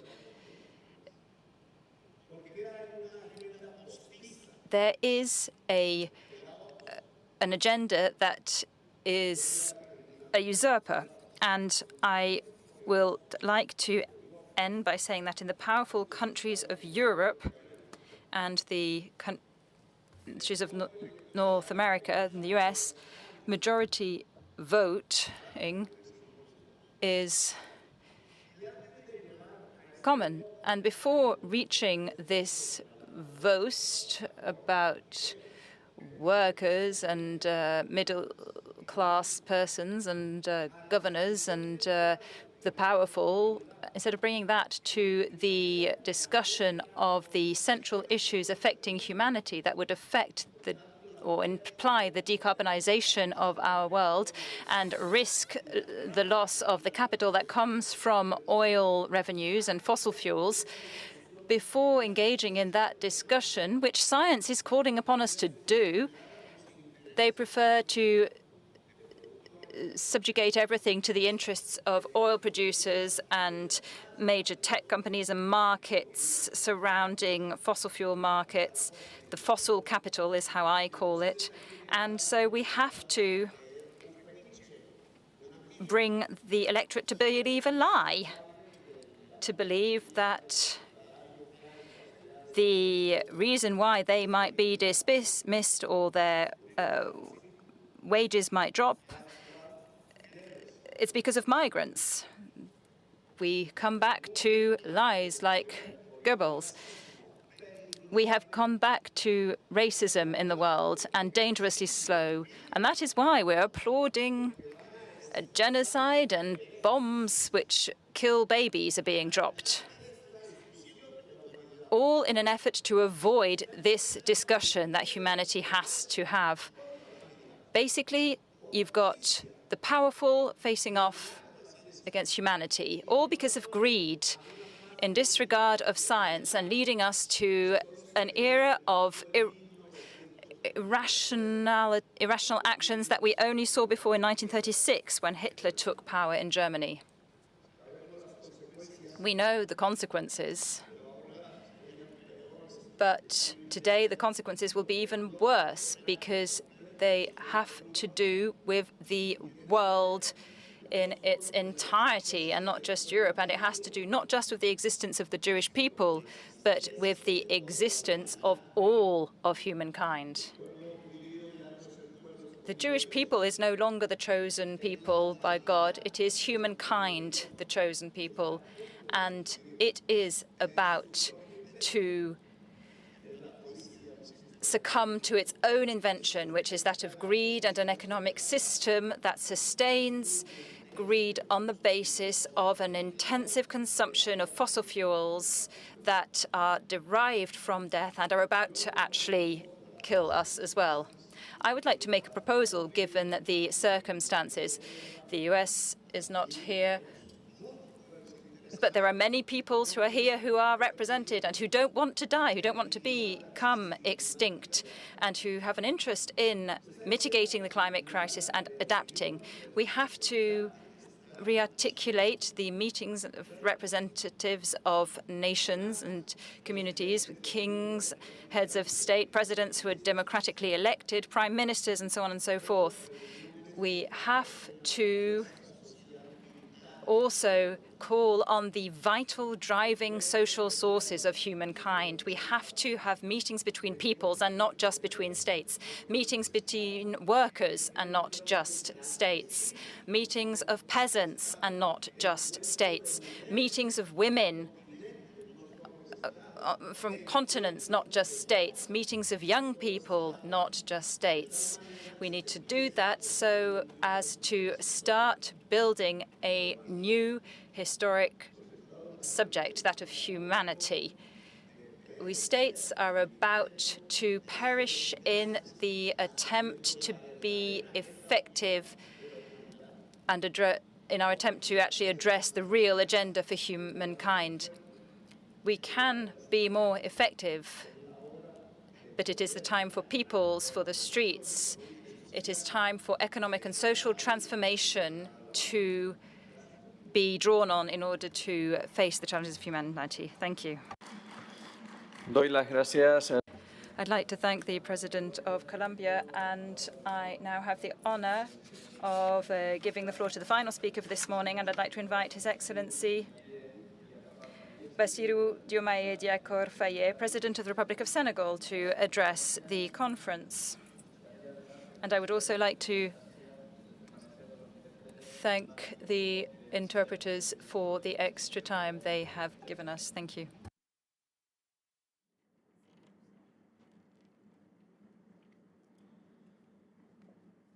Monsieur le Président, President, heads of state and government, ladies and gentlemen. First of all, I would like to thank the Spanish authorities for the warm welcome that we have received here. With the convening of this 4th International Conference on Financing for Development, Spain is reaffirming its commitments to the ideal of progress for all at a time when the world is going through a multifaceted crisis that is in danger of putting the agenda for development on the back burner. I would like to congratulate the government of Spain upon the excellent way in which they have organized this conference, and I encourage the Secretary General of the United Nations and all stakeholders to act on the Seville commitment. This is an ambitious document which is a landmark in our collective quest for more innovative, more united and more effective development. But it's not enough just to state our ambition. Making headway on the path towards united sustainable development requires action. First, the reform of global economic governance to correct the systemic inequalities that exist. These continue to hamper our domestic attempts to achieve development, and that is why we support the Seville outcome document calling for a more inclusive, more equitable global economic governance. This includes greater participation of countries of the South in decision-making in the Bretton Woods institutions, notably the World Bank and the IMF. Secondly, it is critical that we continue reforming international taxation so that we can more effectively combat tax evasion and illicit financial flows. We need to strengthen transparency and ensure that wealth is taxed where it is created, that is to say, where companies do business. In this regard, we support the negotiations that are ongoing to achieve an international framework convention on international tax cooperation. Thirdly, the issue of debt warrants particular attention. For us, it is of absolute priority as it has a massive impact on our overall economy. Senegal calls for a review of the criteria used by the credit rating agencies to bear in mind the effects on countries' ability to access credit. We need to have a fairer, more inclusive, more predictable system with automatic suspension clauses should shocks occur. What is laid out in the Seville outcome document sends a positive sign, and we need to work on this to help us to mobilize financing for development. Fourth, financing programs need to meet the specific needs of the most vulnerable countries, notably in Africa. And this also includes LDCs, SIDS, and middle-income countries as well. We support the call for a strengthening of financing mechanisms by looking at innovative sources of funding so that we can avoid any greenwashing and guarantee a genuine impact to achieve the Sustainable Development Goals. African countries also need to have access to significant blended and concessional financing to finance sectors that are critical for their development, and this includes special drawing rights. Whose system should be improved so as to be more equitable. Ladies and gentlemen, the new global order that we are all calling for cannot come about unless the human being is put at the center of international relations. This means that we must make some priorities key in our work. This includes health, education, social protection systems, a just, equitable climate transition, and the empowerment of women and girls. We can do all of this if we commit to building together a development financing system that is based on solidarity, inclusion, and resilience. With this clear, ambitious roadmap in mind, the Seville commitment offers us this opportunity, and we must therefore seize it and make sure it is fully implemented with consistency, determination, and responsibility. I thank you.